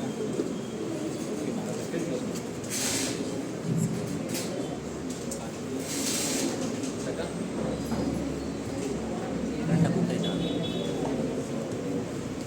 ಎಲ್ರಿಗೂ ನಮಸ್ಕಾರ. ನಾನು ಶಿವ ಅಂತ, cyber crime ಪೊಲೀಸ್ನಲ್ಲಿ computer technical assistant. ಅಂದರೆ IT cases ಬರ್ತಾವಲ್ಲ, IT ಕೇಸ್ನ ಯಾವ್ಯಾವ ರೀತಿ ನಾವು ಇನ್ವೆಸ್ಟಿಗೇಷನ್ ಮಾಡ್ತೀವಿ ಅದಕ್ಕೆ ಟೆಕ್ನಿಕಲ್ ಆಗಿ ಸಪೋರ್ಟ್ ಮಾಡ್ತೀನಿ ಅಷ್ಟೇ. ನಾನು ಇವು ಅಸಿಸ್ಟೆಂಟ್ ಆಗಿ ಮಾಡ್ತಿಲ್ಲ, ಟೆಕ್ನಿಕಲ್ ಆಗಿ. ಅಂದರೆ ನೀವು ಈಗ ಸೋಷಿಯಲ್ ಮೀಡಿಯಾ ಅಕೌಂಟ್ಗಳನ್ನ ಏನು ಮಾಡ್ತಿದ್ದೀರಾ, ಆ ಸೋಷಿಯಲ್ ಮೀಡಿಯಾ ಅಕೌಂಟ್ಗಳನ್ನ ನಾವು ಹೇಗೆ ಪ್ರಿವೆಂಟ್ ಮಾಡ್ಕೊಳ್ಳೋದು, ಸೋಷಿಯಲ್ ಮೀಡಿಯಾ ಅಕೌಂಟ್ಗಳಲ್ಲಿ ನಮಗೆ ಹ್ಯಾಕ್ ಆದಾಗ ಅಥವಾ ಫೇಕ್ ಅಕೌಂಟ್ ಕ್ರಿಯೇಟ್ ಆದಾಗ ನಾವು ಏನು ಮಾಡಬೇಕು, ಈ ರೀತಿ ನಾವು ಟೆಕ್ನಿಕಲ್ ಆಗಿ ಅಲ್ಲಿ ಅಸಿಸ್ಟೆಂಟ್ ಆಗಿ ಕೆಲಸ ಮಾಡ್ತಾ ಇದ್ದೀವಿ. ನಾನಿವತ್ತು ಹೇಳೋದು ನಿಮಗೆ ನಿಮ್ಮ ಇನ್ವೆಸ್ಟಿಗೇಷನ್ ಬರುತ್ತೋ ಇಲ್ಲ ಗೊತ್ತಿಲ್ಲ, ಬಟ್ ಪ್ರಿವೆಂಟಿವ್, ನಿಮ್ಮ ಎಲ್ಲ ಅಕೌಂಟ್ ಸೇಫ್ಟಿಗೆ ಪ್ರಿವೆಂಟಿವ್. ಯಾಕಂದರೆ ಎಲ್ಲರೂ ಕೂಡ ನಾವು ಇವತ್ತಿಗೆ ದುಡಿತಾ ಇರೋದು ಹಣಕ್ಕೋಸ್ಕರ. ನಾಳೆ ನಮಗೆ ದುಡ್ಡೇ ಬೇಕು. ಒಂದು ಮರ್ಡರ್ ಆದರೂ ಕೂಡ ದುಡ್ಡೇ ಬೇಕು. ನಾವು ಕೇಸ್ ಇನ್ವೆಸ್ಟಿಗೇಷನ್ಗೆ ಏನಾದರೂ ನಾವು ಅಡ್ವೊಕೇಟ್ ಆಗಿ ನಾವು ವಾದ ಮಾಡ್ತಾ ಇರೋದು ದುಡ್ಡಿಗೋಸ್ಕರ. ಎಲ್ಲದಕ್ಕೂ ದುಡ್ಡೇ, ಕೊನೆಗೆ ದುಡ್ಡೇ ಕಾರಣ. ಯಾಕಂದರೆ ನಮ್ಮ ಅಕೌಂಟಲ್ಲಿ ಸುಮಾರು ಯಾರೋ ಒಬ್ಬರು ತಂದೆ ಮಕ್ಕಳಿಗೆ ಮದುವೆ ಮಾಡಬೇಕಂತ 3 ಲಕ್ಷ 4 ಲಕ್ಷ ದುಡ್ಡಿರ್ತಾರೆ ಅಥವಾ 10 ಲಕ್ಷ ಇರ್ತಾರೆ. ಆ ಅಮೌಂಟ್ನ ನಾಳೆ ದಿನ ನಾಳೆ ಅಥವಾ ನಾಳೆ ಮದುವೆ ಇರುತ್ತೆ. ಈ ರೀತಿ ಒಂದು ಇನ್ಸಿಡೆಂಟ್ ಆಗಿದೆ. ಅದಕ್ಕೆ KJD ಅಮೌಂಟ್ ಅಂದರೆ ರಿಟೈರ್ಡ್ ಆಗ್ತಾರೆ. ರಿಟೈರ್ಡ್ ಆಗಿ ಇನ್ನೊಂದು 3 ದಿನಕ್ಕೆ ಮದುವೆ ಇರುತ್ತೆ. ಬಟ್ ಅವರ ಮೊಬೈಲ್ ಕಳೆದೋಗುತ್ತೆ. ಮೊಬೈಲ್ ಕಳೆದೋದ ತಕ್ಷಣ ಏನಾಗುತ್ತೆ, ಅವರ ಫೋನ್ಪೇಯಿಂದ ಅಮೌಂಟ್ ಟ್ರಾನ್ಸ್ಫರ್ ಆಗಿರುತ್ತೆ 3-4 ದಿನದಲ್ಲಿ. ಎಂಟೈರ್ ಅಮೌಂಟ್ ಅವ್ರ ಅಕೌಂಟಲ್ಲಿ ಇರೋ 3.5 ಲಕ್ಷ ಕೂಡ ಖಾಲಿ ಆಗುತ್ತೆ. ಹೇಗಾಗುತ್ತೆ ಅಂದರೆ ಫೋನ್ಪೇಗೆ ಅವರು ಒಂದು ಸಿಂಪಲ್ ಆ್ಯಂಡ್ ಸೀಕ್ವೆನ್ಸ್, ಅಂದರೆ ನಾವು ಸಿಂಪಲ್ ಪಾಸ್ವರ್ಡ್ ಅಂತ ಇಡ್ತೇವೆ. ಅಂದರೆ 1 2 3 4 5 6 ಈ ರೀತಿ ಕಾಮನ್ ಆಗಿ ಇಟ್ಬಿಡ್ತೀವಿ. ಯಾರು ಮೊಬೈಲ್ ಕದೀತಾನಲ್ವಾ ಅವ್ನು ಕದ್ದಿರೋನು ಕೂಡ ಅದೇ ಪಾಸ್ವರ್ಡ್ನ ಯೂಸ್ ಮಾಡ್ಕೊಡ್ತಾನೆ ಅಷ್ಟೇ. 1 2 3 4 5 6 ಹೋಗ್ತಾನೆ, ಅಥವಾ ನಾವು 1 1 2 2 3 3 ಈ ರೀತಿ ಹೊರಟಿರ್ತೀವಿ, ಅಥವಾ ಪಕ್ಕದಲ್ಲಿ ಅವ್ನು ನೋಡ್ಕೊಂಡಿರ್ಬೋದು ನಿಮ್ಮ ಪಾಸ್ವರ್ಡ್ನ. ಈ ರೀತಿ ಆಗೋ ಚಾನ್ಸಸ್ ಕೂಡ ಇರುತ್ತೆ. ಅದಕ್ಕೆ ನಾವು ಕೆಲವೊಂದು ಟಾಪಿಕ್ಸ್ನ ಬರ್ಕೊಂಡಿದ್ದೀವಿ ನಿಮ್ಮ ಸೋಷಿಯಲ್ ಮೀಡಿಯಾ ಅಕೌಂಟ್ಗೆ ಯಾವ ರೀತಿ ನೀವು, ಯಾಕಂದರೆ ಎಲ್ಲ ನಾಲೆಡ್ಜಬಲ್ ಇದ್ದೀರಾ, ಗೊತ್ತಿರುತ್ತೆ, ಬಟ್ ಅದನ್ನು ನಾವು ಫಾಲೋ ಮಾಡಿರಲ್ಲ. ಅದನ್ನು ಫಾಲೋ ಮಾಡ್ಕೊಳ್ಳೋದೇ ಇಂಪಾರ್ಟೆಂಟ್.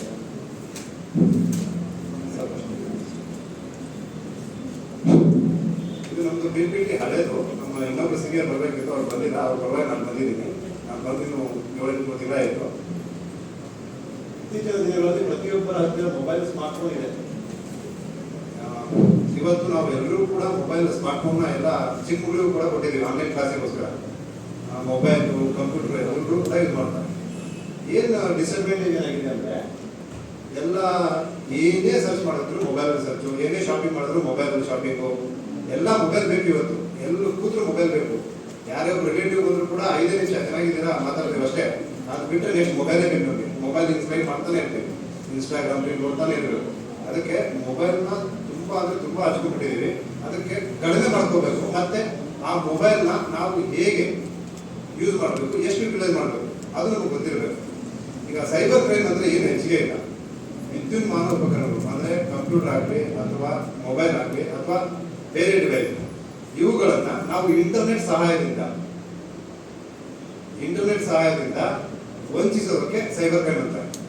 ಇಂಟರ್ನೆಟ್ ಇಲ್ಲ ಅಂತ ನಾವು ವಂಚಿಸೋಕ್ಕಾಗಲ್ಲ. ನೆಟ್ ಬೇಕೇ ಬೇಕು. ಏನೇ ಒಂದು ಮಾಡಬೇಕಂದ್ರೆ ನೆಟ್ ಬೇಕೇ ಬೇಕು ಅವನಿಗೆ. ನನ್ನ ಮೊಬೈಲ್ ಇದೆ, ಮೊಬೈಲು ಸಿಮ್ ಇಲ್ಲ ಅಂದ್ರೆ ಫ್ರಾಡ್ ಮಾಡೋಕ್ಕಾಗಲ್ಲ ಯಾರು. ನೆಟ್ ಬೇಕೇ ಬೇಕು. ಇದು ಸೈಬರ್ ಕ್ರೈಮ್ಗಳು ಯಾವ್ಯಾವ ರೀತಿ ಸೈಬರ್ ಕ್ರೈಮ್ ಮಾಡಿದ್ದಾರೆ. ಫೇಸ್ಬುಕ್ಕು, ವಾಟ್ಸಪ್ಪು ಅಂದರೆ ಸೋಷಿಯಲ್ ಮೀಡಿಯಾಗಳು, ನೆಕ್ಸ್ಟು ಕ್ವಿಕ್ಕರು, OLX ಅಂದರೆ ಇವು ನಾವು ಮೊಬೈಲು ಅಥವಾ ನಮ್ಮ ಬೈಕು, ಲ್ಯಾಪ್ಟಾಪು ಇವುಗಳನ್ನ ಮಾರಾಟ ಮಾಡ್ತೇವೆ ಅಥವಾ ತಗೊಂತೇವಲ್ವ ಆ ರೀತಿ. ಮತ್ತೆ ಲೋ ಇಂಟ್ರೆಸ್ಟ್ ಲೋನ್ಸ್ ಅಂದರೆ ಲೋನ್ ಕೂಡ ಆ್ಯಪ್ಗಳು ಕೆಲವೊಂದು ಇದಾವೆ. ನಿಮಗೆ ಕಡಿಮೆ ಬಡ್ಡಿಯಲ್ಲಿ ಲೋನ್ ಕೊಡ್ತೇವೆ ಅಂತೇಳಿ ಇದರಲ್ಲಿ ಸೂಸೈಡ್ ಕೇಸ್ಗಳು ತುಂಬ ಇದಾವೆ. ಅಂದರೆ ಮರ್ಯಾದೆಗೆ ಅಂತಿ ಸೂಸೈಡ್ ಮಾಡ್ತಿದ್ದಾರೆ ಹೆಣ್ಮಕ್ಳು. ಆ ರೀತಿ 3-4 ಇನ್ಸಿಡೆಂಟ್ ಕೂಡ ಇದಾವೆ. ಆಮೇಲೆ ಮ್ಯಾಟ್ರಿಮೋನಿ ರೀಸೆಂಟ್ ಆಗಿ ನನ್ನ ಸ್ಟೇಷನ್ ಇದನ್ನು ವಾಟ್ಸಪ್ ಅಲ್ಲಿ ಚಾಟ್ ಮಾಡ್ಬೋದು ಅಥವಾ ಟೆಲಿಗ್ರಾಮ್ ಅಲ್ಲಿ ಕೊಡ್ತಾರೆ. ಟೆಲಿಗ್ರಾಮ್ ಏನಂದ್ರೆ ಬೇಗ ಡೀಟೇಲ್ ಕೊಡಲ್ಲ. ಟೆಲಿಗ್ರಾಮ್ ಅನ್ನೋದೇ ಫ್ರಾಡ್. ಅದರಲ್ಲಿ ತುಂಬಾ ಫ್ರಾಡ್ ಆಕ್ಟಿವಿಟಿ ನಡೆಯುತ್ತೆ. ಅದಕ್ಕೆ ಟೆಲಿಗ್ರಾಮ್ ಅಲ್ಲಿ ಒಂದು ಲಿಂಕ್ ಕೊಟ್ಬಿಟ್ಟು ಟೆಲಿಗ್ರಾಮ್ ಅಲ್ಲಿ ಚಾಟ್ ಮಾಡ್ತಾರೆ. ಚಾಟ್ ಮಾಡಿ ಒಂದು APK ಫೈಲ್ ಡೌನ್ಲೋಡ್ ಮಾಡಿರ್ತಾರೆ ಅಥವಾ ಅಲ್ಲಿ ನಿಮಗೆ ಇನ್ವೆಸ್ಟ್ಮೆಂಟ್ ಮಾಡಕ್ಕೆ ಸ್ಟಾರ್ಟ್ ಮಾಡ್ತಾರೆ. ಅಲ್ಲೊಂದು ಗ್ರೂಪ್ ಇರುತ್ತೆ. ನಿಮಗೆ ಅಕೌಂಟ್ ನಂಬರ್ಗಳನ್ನ ಕೊಡ್ತಾ ಹೋಗ್ತಾರೆ ಅವರು. ಈ ಅಕೌಂಟ್ಗೆ ಇನ್ವೆಸ್ಟ್ ಮಾಡಿ ಅಂತ. ಸ್ಟಾರ್ಟಿಂಗ್ ನೀವು 50,000 1 ಲಕ್ಷ ಇನ್ವೆಸ್ಟ್ ಮಾಡ್ತೀರಾ, 3 ಲಕ್ಷ ಕೊಡ್ತಾರೆ ನೋಡಿ. 3 ಲಕ್ಷ ಯಾವುದೇ ಕಾರಣಕ್ಕೂ ನೀವು ನೆನಪಿರಲಿ ಫ್ರಾಡ್ ಸ್ಟಾರ್ ಹಾಕಲ್ಲ. ನಿಮಗೆ ಇನ್ನೊಬ್ರಿಗೆ ಫ್ರಾಡ್ ಮಾಡಿ ಹಾಕಿರ್ತಾರೆ. ಅಷ್ಟೊಂದು ನಿಮ್ಮ ಅಕೌಂಟ್ ಕೇಸ್ ಆಗಿರುತ್ತೆ ಅನ್ಕೊಳ್ಳಿ. ಈ ರೀತಿ ಆಗೋ ಚಾನ್ಸಸ್ ಕೂಡ ಇರುತ್ತೆ. ಅವನು ಏನ್ ಮಾಡ್ತಾನೆ, ನೀವು 3 ಲಕ್ಷಕ್ಕೆ 1 ಲಕ್ಷಕ್ಕೆ 3 ಲಕ್ಷ ಕೊಟ್ಟ, ನೀವು ಈ ರೀತಿ ಇನ್ವೆಸ್ಟ್ಮೆಂಟ್ ಮಾಡ್ತಾ ಹೋಗ್ತೀರಾ. ಅವನು ಯಾವ ಅಕೌಂಟ್ ನಂಬರ್ನ ಕೊಡ್ತಾನೆ ಆ ಅಕೌಂಟ್ ನಂಬರ್ಗೆ ಇನ್ವೆಸ್ಟ್ಮೆಂಟ್ ಮಾಡ್ತೀರಾ. ಯಾವುದೇ ಕಾರಣಕ್ಕೂ ಆ ರೀತಿ ಇನ್ವೆಸ್ಟ್ಮೆಂಟ್ ಮಾಡೋ ಹಾಗಿಲ್ಲ. ಟ್ರೇಡಿಂಗ್ ಅಲ್ಲಿ ನೆನಪಿರಲಿ, ಟ್ರೇಡಿಂಗ್ ಅಲ್ಲಿ ನಿಮ್ಮದೇ ಒಂದು ಡಿಮ್ಯಾಟ್ ಅಕೌಂಟ್ ಇರುತ್ತೆ. ನಿಮ್ಮ ಡಿಮ್ಯಾಟ್ ಅಕೌಂಟ್ ಅಲ್ಲಿ ನೀವು ಸ್ಟಾಕ್ ನ ಪರ್ಚೇಸ್ ಮಾಡ್ತೀರಾ ಅಥವಾ ಇನ್ವೆಸ್ಟ್ಮೆಂಟ್ ಮಾಡ್ತೀರಾ. ನೀವು ವಿಡ್ರಾ ಕೂಡ ಮಾಡ್ಬೇಕಂದ್ರೆ ಆ ನಿಮ್ಮ ಡಿಮ್ಯಾಟ್ ಅಕೌಂಟ್ ಇಂದಲೇ ವಿಡ್ರಾ ಮಾಡಬೇಕಾಗುತ್ತೆ. ನಿಮ್ಮ ಡೈರೆಕ್ಟ್ ಅಕೌಂಟ್ಗೆ ಯಾವುದೇ ಅಮೌಂಟ್ ಬರಲ್ಲ. ಟ್ರೇಡಿಂಗ್ ಇದೇ ಜವಾಬ್ದಾರಿ. ಟ್ರೇಡಿಂಗ್ ಅಲ್ಲಿ ನಿಮಗೆ ಏಂಜಲ್ ಒಂದು ಇದೆ, ಗ್ರೋತ್ ಅಂತ ಇದೆ, ಸ್ಟಾಕ್ ಮಾರ್ಕೆಟ್ಗಳು, ನಿಮಗೆ ಶೇರ್ ಮಾರ್ಕೆಟ್ಗಳು ತುಂಬಾ ಇದಾವೆ. ಟ್ರೇಡಿಂಗ್ ವೆರೈಟಿ ಆಫ್ ಟ್ರೇಡಿಂಗ್ ಇದಾವೆ. ನೀವು ಇದರಲ್ಲಿ ಇನ್ವೆಸ್ಟ್ಮೆಂಟ್ ಕೂಡ ಮಾಡ್ಬೋದು ಅಥವಾ ಪ್ರಾಡಕ್ಟ್ ನ ಪರ್ಚೇಸ್ ಮಾಡಿ ಇಟ್ಕೋಬಹುದು. ಅದನ್ನ ನಿಮ್ಗೆ ಬೇಕಾದ್ರೆ ನೀವು ಶೇರ್ ಕೂಡ ಮಾಡಬಹುದು.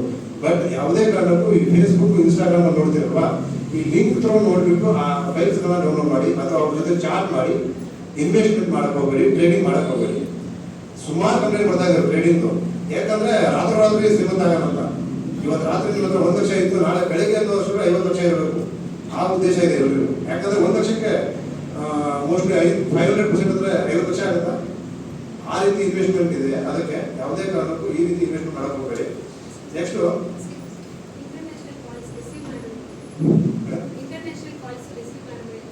ಮೇಡಮ್, ಇಂಟರ್ನ್ಯಾಷನಲ್ ಕಾಲ್ಸ್ ಇಲ್ಲ ನೆನಪಿರಲಿ. ಇಂಟರ್ನ್ಯಾಷನಲ್ ಕಾಲ್ಸ್ ಇದಾವೆ, ಬಟ್ ನಮಗೆ ಬರುತ್ತಿರೋ ಕಾಲ್ಗಳು ಇಂಟರ್ನ್ಯಾಷನಲ್ ಕಾಲ್ಸ್ಗಳು ಮ್ಯಾಕ್ಸಿಮಮ್ ಅಲ್ಲ. ನಮಗೆ ಈ ಅಪ್ಲಿಕೇಶನ್ಗಳಿದ್ದಾವೆ ಅಲ್ವಾ ಸರ್, ಈ ಅಪ್ಲಿಕೇಶನ್ಗಳಲ್ಲಿ ಫೋನ್ ಮಾಡ್ಬೋದು. ಯಾವುದೇ ಕಂಟ್ರಿಯಿಂದ ಕೂಡ ಫೋನ್ ಮಾಡ್ಬೋದು. ಕಂಟ್ರಿ ಕೂಡ ನಾವು ಚೇಂಜ್ ಮಾಡ್ಬೋದು. ಅಪ್ಲಿಕೇಶನ್ಗಳಿದ್ದಾವೆ. ಆ ಅಪ್ಲಿಕೇಶನಲ್ಲಿ ನಾವು ಫೋನ್ ಮಾಡಿದ್ರೆ ಅದು ಇಂಟರ್ನ್ಯಾಷನಲ್ ಕಾಲೇ ಅನಿಸುತ್ತೆ. ಅಮೆರಿಕದಿಂದ ಅಥವಾ ಸಿಂಗಾಪುರದಿಂದ ಅಥವಾ ಪಾಕಿಸ್ತಾನದಿಂದ ಈ ರೀತಿ ಇಲ್ಲೇ ಬುಕ್ ಮಾಡ್ಬೋದು. +9 ಅಂತ ಬರುತ್ತೆ. ಅಪ್ಲಿಕೇಶನ್ ಕಾರ್ಡ್ಗಳು ಕೂಡ ತುಂಬಾ ಇದೆ ಮೇಡಮ್. ಅವರೆಲ್ಲೂ ಕೂತ್ಕೊಂಡು ಮಾಡಲ್ಲ, ನಮ್ಗೆ ಇಲ್ಲೇ ಪಕ್ಕದಲ್ಲಿ ಕೂತ್ಕೊಂಡು ಮಾಡ್ತಾರೆ. ನಾನು ಕೂಡ ನಮ್ಮ ಸರಿ ಒಂದಿಬ್ರಿಗೆ ಮಾಡಿದ್ದೆ, ಯಾರು ಫೋನ್ ಮಾಡ್ತಾರೆ ಕೊಡೋ ಅಂತ. ನಾನೇ ಅವ್ರಿಗೆ ಸುಮ್ಮನೆ ಬೈದಿದ್ದೆ ಬೇರೆ ತರ ವಯಸ್ಸಲ್ಲಿ. ಯಾಕಂದ್ರೆ ಅವ್ರಿಗೆ ಅದು ರಿಯಾಲಿಟಿ ಗೊತ್ತಾಗ್ಲಿ ಇನ್ವೆಸ್ಟಿಗೇಷನ್ ನಮ್ಮ ಫಸ್ಟ್ ನಮಗೆ ಗೊತ್ತಾಗಬೇಕಲ್ವ, ನಾವು ಇನ್ವೆಸ್ಟಿಗೇಷನ್ ಮಾಡೋಕ್ಕಿಂತ ಮುಂಚೆ. ಇಂಟರ್ನ್ಯಾಷನಲ್ ಕಾಲು ಬರ್ತವೆ ಮೇಡಮ್, ತುಂಬಾ ಕಡಿಮೆ. ರಿಪೋರ್ಟ್ ಮಾಡಬೇಕಾ? ರಿಪೋರ್ಟ್ ನಿಮಗೆ ಸೈಬರ್ ಕ್ರೈಮ್ ಹೆಲ್ಪ್ಲೈನ್ ನಂಬರ್ ಇದೆ 1930. ಆಮೇಲೆ ನಿಮಗೆ ಪೋರ್ಟಲ್ ಕೂಡ ಬಿಟ್ಟಿದೆ ನಾನು, cybercrime.gov.in. ಆ ನಂಬರ್ನ ಬ್ಲಾಕ್ ಮಾಡ್ಕೊಂಡ್ರೆ ಆ ನಂಬರ್ ಎಲ್ಲೂ ಆಕ್ಟಿವ್ ಆಗಲ್ಲ. ಅದರಲ್ಲಿ ನಮಗೆ ಟೂಲ್ಸ್ ಕೊಟ್ಟಿಲ್ಲ. ಆಕ್ಚುಲಿ ನಮಗೆ ಟೂಲ್ಸ್ ಕೊಡಬೇಕು. ಈಗ ಸಮಸ್ಯೆ ಇಂಟರ್ನಲ್ ಸಮಸ್ಯೆ ಇಲಾಖೆಯಲ್ಲಿ ಆ ಟೂಲ್ಸ್ಗಳು ಮತ್ತೆ ಅದನ್ನು ಪರ್ಚೇಸ್ ಮಾಡಬೇಕು. ಅದನ್ನು ಯಾರು ಮಾಡ್ತಾರಲ್ವ, ಆ ನಂಬರ್ಗಳನ್ನ ಯಾರು ಮಾಡ್ತಾರೆ ಅವ್ರಿಗೆ ನಾವು ಮೆಸೇಜ್ ಮಾಡಬೇಕು. ಮೆಸೇಜ್ ಮಾಡಬೇಕಂದ್ರೆ ಒಂದು ನಂಬರ್ ರಿಟರ್ನ್ ತಗೋಬೇಕಂದ್ರೆ ಮಿನಿಮಮ್ $15 ಇದೆ. ಅಷ್ಟು ಕೊಟ್ಟು ಆಮೇಲೆ ನಾವು ರಿಟರ್ನ್ ತಗೋಬೇಕು. ಆ ನಂಬರ್ ರಿಟರ್ನ್ ತಗೋಬೇಕಂದ್ರೆ ಅವರು ಸುಮ್ಮನೆ ರಿಟರ್ನ್ ಕೊಡಲ್ಲ. ಈಗ ಟೂಲ್ಸ್ನ ಏನೋ ಕ್ರಿಯೇಟ್ ಮಾಡಿರ್ತಾನೆ, ಅವನು ಕೋಟಿ ಖರ್ಚು ಮಾಡಿರ್ತಾನೆ ಲೈಸೆನ್ಸ್ ಕಾಪಿ ತಗೊಳ್ಳೋಕೆ. ಅವನು ಅಷ್ಟು ಬೇಗ ಕೊಡಲ್ಲ. ನೀವು ರಿಪೋರ್ಟ್ ಮಾಡ್ಸಿದ್ರೆ 100% ಆಗುತ್ತೆ. ಮೆಸೇಜ್ ಬರ್ತಾ ಇದೆ. ಯಾವ್ದು ವಾಟ್ಸಪ್ ಅಲ್ಲ, ವಾಟ್ಸಪ್ ಬ್ಲಾಕ್ ಮಾಡಬೇಕು. ನೀವು ಆ ನಂಬರ್ನ ನೀವು ಸೈಬರ್ ಕ್ರೈಮ್ ಹೆಲ್ಪ್ ನಂಬರ್ಗೆ ಫೋನ್ ಮಾಡಿ, ನೀವು ಅದೊಂದು ಸ್ಕ್ರೀನ್ಶಾಟ್ ಕೇಳ್ತಾರೆ. ನೀವು ಮಾಡಿದ್ಮೇಲೆ ಅವ್ರಿಂದ ಮತ್ತೊಂದು ಫೋನ್ ಬರುತ್ತೆ. ನೀವು 1930 ಫೋನ್ ಮಾಡಿ ಬ್ಲಾಕ್ ಮಾಡ್ಬೋದು. ಇಲ್ಲ ನಮ್ಗೆ ಫೋನ್ ಮಾಡೋಕ್ಕೆ ಸಮಸ್ಯೆ ಆಗುತ್ತೆ ಅಂದರೆ ನಿಮಗೆ ವೆಬ್ಸೈಟ್ ಇದೆ. ಆ ವೆಬ್ಸೈಟಲ್ಲಿ ನೀವು ಸ್ಕ್ರೀನ್ಶಾಟ್ಗಳನ್ನ ಅಪ್ಲೋಡ್ ಮಾಡ್ಬೋದು. ಈ ವೆಬ್ಸೈಟ್ಗಳನ್ನ ಯಾಕೆ ಕ್ರಿಯೇಟ್ ಮಾಡಿದ್ರು ಅಂದರೆ ಒಂದು ಥರ್ಡ್ ಪಾರ್ಟಿ ಒಂದು ಅಪ್ಲಿಕೇಶನ್ ವೆಬ್ಸೈಟ್. ಈ ನ್ಯೂಡ್ ಫೋಟೋಸ್ ಎಲ್ಲ ಅಪ್ಲೋಡ್ ಆಗ್ತಾವಲ್ಲ, ಅವಾಗ ಬ್ಲಾಕ್ ಮಾಡೋಕೆ ಕೂಡ ಮಾಡಿದ್ದಾರೆ. ಸ್ಟಾಪ್ NCII ಅನ್ನು ಮಾಡಿದ್ದಾರೆ, ಗೊತ್ತು ಸರ್ ನಿಮಗೆ? ಸ್ಟಾಪ್ NCII ಥರ್ಡ್ ಪಾರ್ಟಿ ಇದೆ, ಅದು UK ಅಪ್ಲಿಕೇಶನ್. ಅದರಲ್ಲಿ ನೀವು ನಿಮ್ಮ ನ್ಯೂಡ್ ಫೋಟೋಸ್ ಏನಾದ್ರು ಅಪ್ಲೋಡ್ ಆದರೆ ಅಥವಾ ನೀವು ಎಡಿಟ್ ಮಾಡಿ ಫೋಟೋಗಳನ್ನ ಏನಾದ್ರು ಅಪ್ಲೋಡ್ ಮಾಡಿದ್ರೆ ನಿಮ್ಮ ಎಲ್ಲ ವೆಬ್ಸೈಟ್ಗಳಿಂದ ಆ ಫೋಟೋನ ಡಿಲೀಟ್ ಮಾಡ್ತಾರೆ. ಅದಕ್ಕೆ ಒಂದು ವೆಬ್ಸೈಟೇ ಕ್ರಿಯೇಟ್ ಮಾಡಿದ್ದಾರೆ. ನೀವು ಅದಕ್ಕೆ ಒಂದು ಟಿಕೆಟ್ ನಂಬರ್ನ ಅರೇಂಜ್ ಮಾಡಿಬಿಟ್ಟು ಕ್ರಿಯೇಟ್ ಮಾಡಿದ್ರೆ ಅವರು ಬ್ಲಾಕ್ ಮಾಡಿಬಿಟ್ಟು ಡಿಲೀಟ್ ಮಾಡ್ಬಿಡ್ತಾರೆ. ಮ್ಯಾಟ್ರಿಮೋನಿ ಇದಂತೂ ಹೇಳಿದ್ದೀನಿ ನಿಮಗೆ. ಮ್ಯಾಟ್ರಿಮೋನಿ ಮತ್ತೆ ಶಾದಿ.com ಇವುಗಳಲ್ಲಿ ನೀವು ಯಾವುದೇ ಕಾರಣಕ್ಕೂ ಗಂಡ ಅಥವಾ ಹೆಣ್ಣನ್ನ ಹುಡುಕಕ್ಕೆ ಹೋಗಬೇಡಿ. ಹುಡುಕಿದ್ರೆ ದಯವಿಟ್ಟು ಫಿಸಿಕಲ್ ಆಗಿ ಹೋಗಿ ಅಟೆಂಡ್ ಮಾಡಿ ಮಾತಾಡ್ಕೊಂಡು ಆಮೇಲೆ ನಿಮ್ಮ ಏನು ಸಂಬಂಧ ಇದೆಯಲ್ಲ ಅದನ್ನ ಕನ್ಫರ್ಮ್ ಮಾಡ್ಕೊಂಡು ಬನ್ನಿ. ಅಲ್ಲಿ ತನಕ ಯಾವುದೇ ಕಾರಣಕ್ಕೂ ಮಾಡಕ್ಕೆ ಹೋಗಬೇಡಿ. ನೆಕ್ಸ್ಟು ಫೋನ್ಪೇಯಿಂದ ಅಮೌಂಟ್ ಟ್ರಾನ್ಸ್ಫರ್ ಆಗುತ್ತೆ. ನಿಮ್ಮ ಮೊಬೈಲ್ ಫೋನ್ಪೇಯಿಂದ ಅಮೌಂಟ್ ಟ್ರಾನ್ಸ್ಫರ್ ಆಗುತ್ತೆ. ಯಾವ ರೀತಿ ಅಂತ ಹೇಳ್ತೀನಿ. ನಿಮ್ಮ ಯಾವುದೋ ಒಂದು ಮೊಬೈಲ್ ಇರುತ್ತೆ XYZ, ನಿಮ್ಮ ಮೊಬೈಲ್ ಕಳೆದೋದಾಗ ನೀವು ಹೇಗೆ ನನ್ನ ಫೋನ್ಪೇಯಿಂದ ಅಮೌಂಟ್ ಹೋಗುತ್ತೆ ಅನ್ಬೋದು. ನಿಮ್ಮ ಸಿಮ್ ಅದರಲ್ಲೇ ಇರುತ್ತಲ್ವಾ, ಸಿಮ್ ಅದರಲ್ಲೇ ಇರುತ್ತೆ, ಆಕ್ಟಿವ್ ಆಗುತ್ತೆ. ನೀವು ಫೋನ್ ಮಾಡ್ತೀರಾ, ಮೊಬೈಲ್ ಸ್ವಿಚ್ ಆಫ್ ಆಗಿತ್ತು ಸರ್, ಮೊಬೈಲು ಆಲ್ರೆಡಿ ಅಮೌಂಟ್ ಏನು ಹೋಗೋಣ ಹಾಕೊಂಡು ನಾನು ಸುಮ್ಮನಾಗ್ಬಿಟ್ಟೆ ಅಂತೀರ. ನೀವು ಸಿಮ್ ತೊಗೊಳಕ್ಕೆ ಮಿನಿಮಮ್ 1 ದಿನ ಬೇಕು. ಅದನ್ನು ಆಕ್ಟಿವೇಶನ್ ಮಾಡೋಕ್ಕೆ ನಿಮ್ಗೆ ಮೆಸೇಜ್ ಬರೋಕ್ಕೆ 48 hours ಬೇಕು. ಸಿಮ್ ಅದರಲ್ಲೇ ಇರುತ್ತೆ. ಅವನೇನು ಮಾಡ್ತಾನೆ, ವೈಫೈನ ಯೂಸ್ ಮಾಡ್ತಾನೆ. ಹಾಟ್ಸ್ಪಾಟ್ ವೈಫೈ ಯೂಸ್ ಮಾಡಿಬಿಟ್ಟು ಟ್ರಾನ್ಸಾಕ್ಷನ್ ಮಾಡೋಕ್ಕೆ ಸ್ಟಾರ್ಟ್ ಮಾಡ್ತಾರೆ. ನಾವು ಕೆಲವೊಬ್ರು ಏನು ಮಾಡ್ತೀವಿ, ನಮ್ಮ ಮೊಬೈಲಲ್ಲಿ ನಮ್ಮ ATM ನಂಬರು ಅಥವಾ ಆಧಾರ್ ನಂಬರ್ನ ಸೇವ್ ಮಾಡಿಟ್ಟಿರ್ತೀವಿ. ನಮ್ಮ ಆಧಾರ್ ಥ್ರೂ ಕೂಡ ನಾವು ಪಿನ್ನ ಫಾರ್ವರ್ಡ್ ಮಾಡಿ ಪಿನ್ನ ಚೇಂಜ್ ಮಾಡ್ಬೋದು. ಆಧಾರ್ ನಂಬರ್ ಸೇಮ್ ಏನು ATM ನಂಬರ್ ಕೊಡ್ತೇವಲ್ವ ಆ ರೀತಿ ನಮ್ಮ ಆಧಾರ್ ನಂಬರ್ನ ಕೊಟ್ಟು ಕೂಡ ನಾವು ಪಿನ್ನ ಚೇಂಜ್ ಮಾಡ್ಬೋದು. ಅಥವಾ ನಾವೇನು ಮಾಡಿರ್ತೀವಿ, ಸಿಂಪಲ್ ಆಗಿಟ್ಟಿರ್ತೀವಿ ಪಾಸ್ವರ್ಡ್ನ 1 2 3 4 ಅಥವಾ ಈ ಮೊಬೈಲ್ ನಂಬರ್, ನಮ್ದೇನು ಮೊಬೈಲ್ ನಂಬರ್ ಇರುತ್ತಲ್ಲ ಆ ಮೊಬೈಲ್ ನಂಬರ್ ಡಿಜಿಟ್ ಇಟ್ಟಿರ್ತೀವಿ. ಅವನು ಕದ್ದಿರೋರು ಏನು ಮಾಡ್ತಾನೆ, ಅದೇ ಮೊಬೈಲಿಂದ ಮಾಡ್ತಾನೆ, ವೈಫೈ ಕನೆಕ್ಟ್ ಮಾಡ್ಕೊಂಡು ಅಥವಾ ಸಿಮ್ನ ತಗೊಂಡ್ಬಿಟ್ಟು ಇನ್ನೊಂದಕ್ಕೆ ಹಾಕ್ತಾನೆ. ಇನ್ನೊಂದು ಮೊಬೈಲ್ ಹಾಕೊಂಡ್ಬಿಟ್ಟು ನೀವು ಸಿಮ್ ಡಿಆಕ್ಟಿವೇಟ್ ನೀವೇನು ತಕ್ಷಣ ಮಾಡ್ಸಲ್ಲ, ಆನ್ ದ ಸ್ಪಾಟಲ್ಲಿ ಮಾಡಲ್ಲ. ನೀವು ಹೋಗ್ಬೇಕಂದ್ರೆ ಮಿನಿಮಮ್ 1 hour ಬೇಕು, 2 hour ಬೇಕು, 3 hour ಬೇಕು. ಅಷ್ಟರಲ್ಲಿ ಅವನೇನು ಮಾಡ್ತಾನೆ, ಅಲ್ಲಿ ಯಾರಿಗೂ ಪತ್ರ ಹಿಡಿದಿರ್ತಾನೆ. ಅವ್ರಿಗೆ ಏನಿರ್ತಾನೆ, ಎಮರ್ಜೆನ್ಸಿ ಇದೆ ಅಂತ ದುಡ್ಡು ಕೇಳು, ದುಡ್ಡು ಇಸ್ಕೋ, ಅಲ್ಲಿ ನಾನು ಫೋನ್ ಪೇ ಮಾಡಿಸ್ತೀನಿ ಅಂತ ಹೇಳೋ ಅಂತಾನೆ. ಇವನು ಇಲ್ಲಿಂದ ಫೋನ್ ಪೇ ಅವ್ರಿಗೆ ಮಾಡ್ತಾನೆ. ನಮ್ಮ ಈಗ ಪೊಲೀಸ್ ಅವ್ರು ಮೊನ್ನೆ 72,000 ರೂಪಾಯಿ ಆಗಿದೆ, ಮೊಬೈಲ್ ಕಳೆದೋಗುತ್ತೆ, ಅವರು ಸುಮ್ಮನೆ ಆಗ್ಬಿಡ್ತಾರೆ. ನಾಳೆ ತಗೊಂಡ್ರೆ ಆಯ್ತು ಬಿಡು, ಮೊಬೈಲ್ ಕಳಿತಲ್ವಾ, ಏನು ನಾಳೆ ನೋಡ್ಕೊಳ್ಳೋಣ ಅಂತಾರೆ. ಅವ್ರ ಅಕೌಂಟಿಂದ 72,000 ಕಟ್ ಆಗಿದೆ ಫೋನ್ ಪೇ ಇಂದ. ಇರೋ ಅಷ್ಟೇ ಅಮೌಂಟ್ ಕಟ್ ಆಗಿದೆ. ಅಲ್ಲಿ ರಾಜಸ್ಥಾನದಲ್ಲಿ ಯಾವೊಬ್ಬ ಲಾರಿ ಡ್ರೈವರ್ ಇರ್ತಾನೆ, ರಾಜಸ್ಥಾನದ ಲಾರಿ ಡ್ರೈವರ್ಗೆ ಏನು ಮಾಡ್ತಾರೆ, ಯಾರೊಬ್ಬ ಬರ್ತಾನೆ, ನನಗೆ ಎಮರ್ಜೆನ್ಸಿ ಇದೆ, ಇಲ್ಲಿ ಹಾಸ್ಪಿಟ್ಲಿಗೆ ತಾಯಿಗೆ ಹಾಸ್ಪಿಟ್ಲ್ ದುಡ್ಡಿಲ್ಲ, ನಮ್ಮ ಅಣ್ಣ ಫೋನ್ ಪೇ ಮಾಡ್ತಾನೆ ಅಂತಾನೆ, ಬಟ್ ನನಗೆ ಕ್ಯಾಶ್ ಹಾಸ್ಪಿಟ್ಲಲ್ಲಿ ಫೋನ್ ಪೇ ನಡೆಯಲ್ಲ ಅಂತಿದ್ದಾರೆ, ಕ್ಯಾಶೇ ಕೊಡ್ಬೇಕಂತಾರೆ. ಅವನು ಡ್ರೈವರ್ ಏನು ಮಾಡ್ತಾನೆ, ಅಣ್ಣ ನಿಮ್ಗೆ ಏನೋ 1,000 ರೂಪಾಯಿ ಕಮಿಷನ್ ಕೊಟ್ಬಿಡ್ತೀನಿ, ದಯವಿಟ್ಟು ಕೊಡೋಣ ಅಂತಾನೆ. ಅವನು ಡ್ರೈವರ್ 1,000 ಕೊಡ್ತಾನಲ್ಲ, ಲಾಭ ಬರುತ್ತೆ, ಏನೋ 1,000 ಏನು ಕೊಟ್ಟರೆ ನನ್ನ ಅಕೌಂಟಿಗೆ ದುಡ್ಡು ಬರುತ್ತಲ್ವ ಅಂತ. ಅಲ್ಲಿ ಏನು ಮಾಡ್ತಾನೆ, ಫೋನ್ ಪೇ ಮಾಡಿಸ್ಕೊಂಡ್ಬಿಡ್ತಾನೆ. ಫೋನ್ ಪೇ ದುಡ್ಡು ಬಂದಿದ್ದು ಕನ್ಫರ್ಮ್ ಆದಮೇಲೆ 77,000 ರೂಪಾಯಿ ದುಡ್ಡನ್ನ ಅವ್ನಿಗೆ ಕೊಡ್ತಾನೆ. ಪಾಪ ಅವನಿಗೂ ಗೊತ್ತಿಲ್ಲ ಇದು ಫ್ರಾಡ್ ಅಮೌಂಟ್ ಅಂತೇಳಿ, ಇಲ್ಲಿ ಇವ್ರಿಗೂ ಗೊತ್ತಿಲ್ಲ, ಇವ್ರು ಬ್ಲಾಕು ಮಾಡಿಲ್ಲ. ಅಲ್ಲಿ ಅವನು ಸಿಕ್ಕಾಕೊಂಡ, ಅವನು ಅಕ್ಯೂಸ್ ಆದ, ಇಲ್ಲಿ ಇವ್ರು ದುಡ್ಡು ಹೋಯ್ತು. ಈಗ ನಾವು ದುಡ್ಡು ಯಾರು ರಿಕವರಿ ಮಾಡಬೇಕು? ಅಥವಾ ಲಾರಿ ಡ್ರೈವರ್ ಹತ್ರ ಮಾಡೋದಾ, ಅಥವಾ ಇವರು ದುಡ್ಡು ಹೋದ್ರೆ ಹೋಗ್ಲಿ ಅಂತ ಸುಮ್ಮನೆ ಆಗೋದಾ? ನಮ್ಗೆ ಇದು ಇಕ್ಕಟ್ಟಿನ ಪರಿಸ್ಥಿತಿ ಆಗಿಬಿಟ್ಟಿದೆ ಇತ್ತೀಚೆಗೆ. ಸುಮಾರು ಈಗ ನಮ್ಮ ಸುತ್ತಮುತ್ತ ನಮ್ಮ ಶಿರಾ ಕಡೆ ಸುಮಾರು ಇದ್ದಾರೆ, ಮೊಬೈಲ್ ಇದು ಕಳೆದೋಗುತ್ತೆ, ಕಳೆದೋಗುತ್ತೆ ಅಲ್ಲಿ ಹೋಗ್ತಾರೆ, ಅಲ್ಲಿ ಪೆಟ್ರೋಲ್ ಬಂದ್ರೆ ಯಾವುದೋ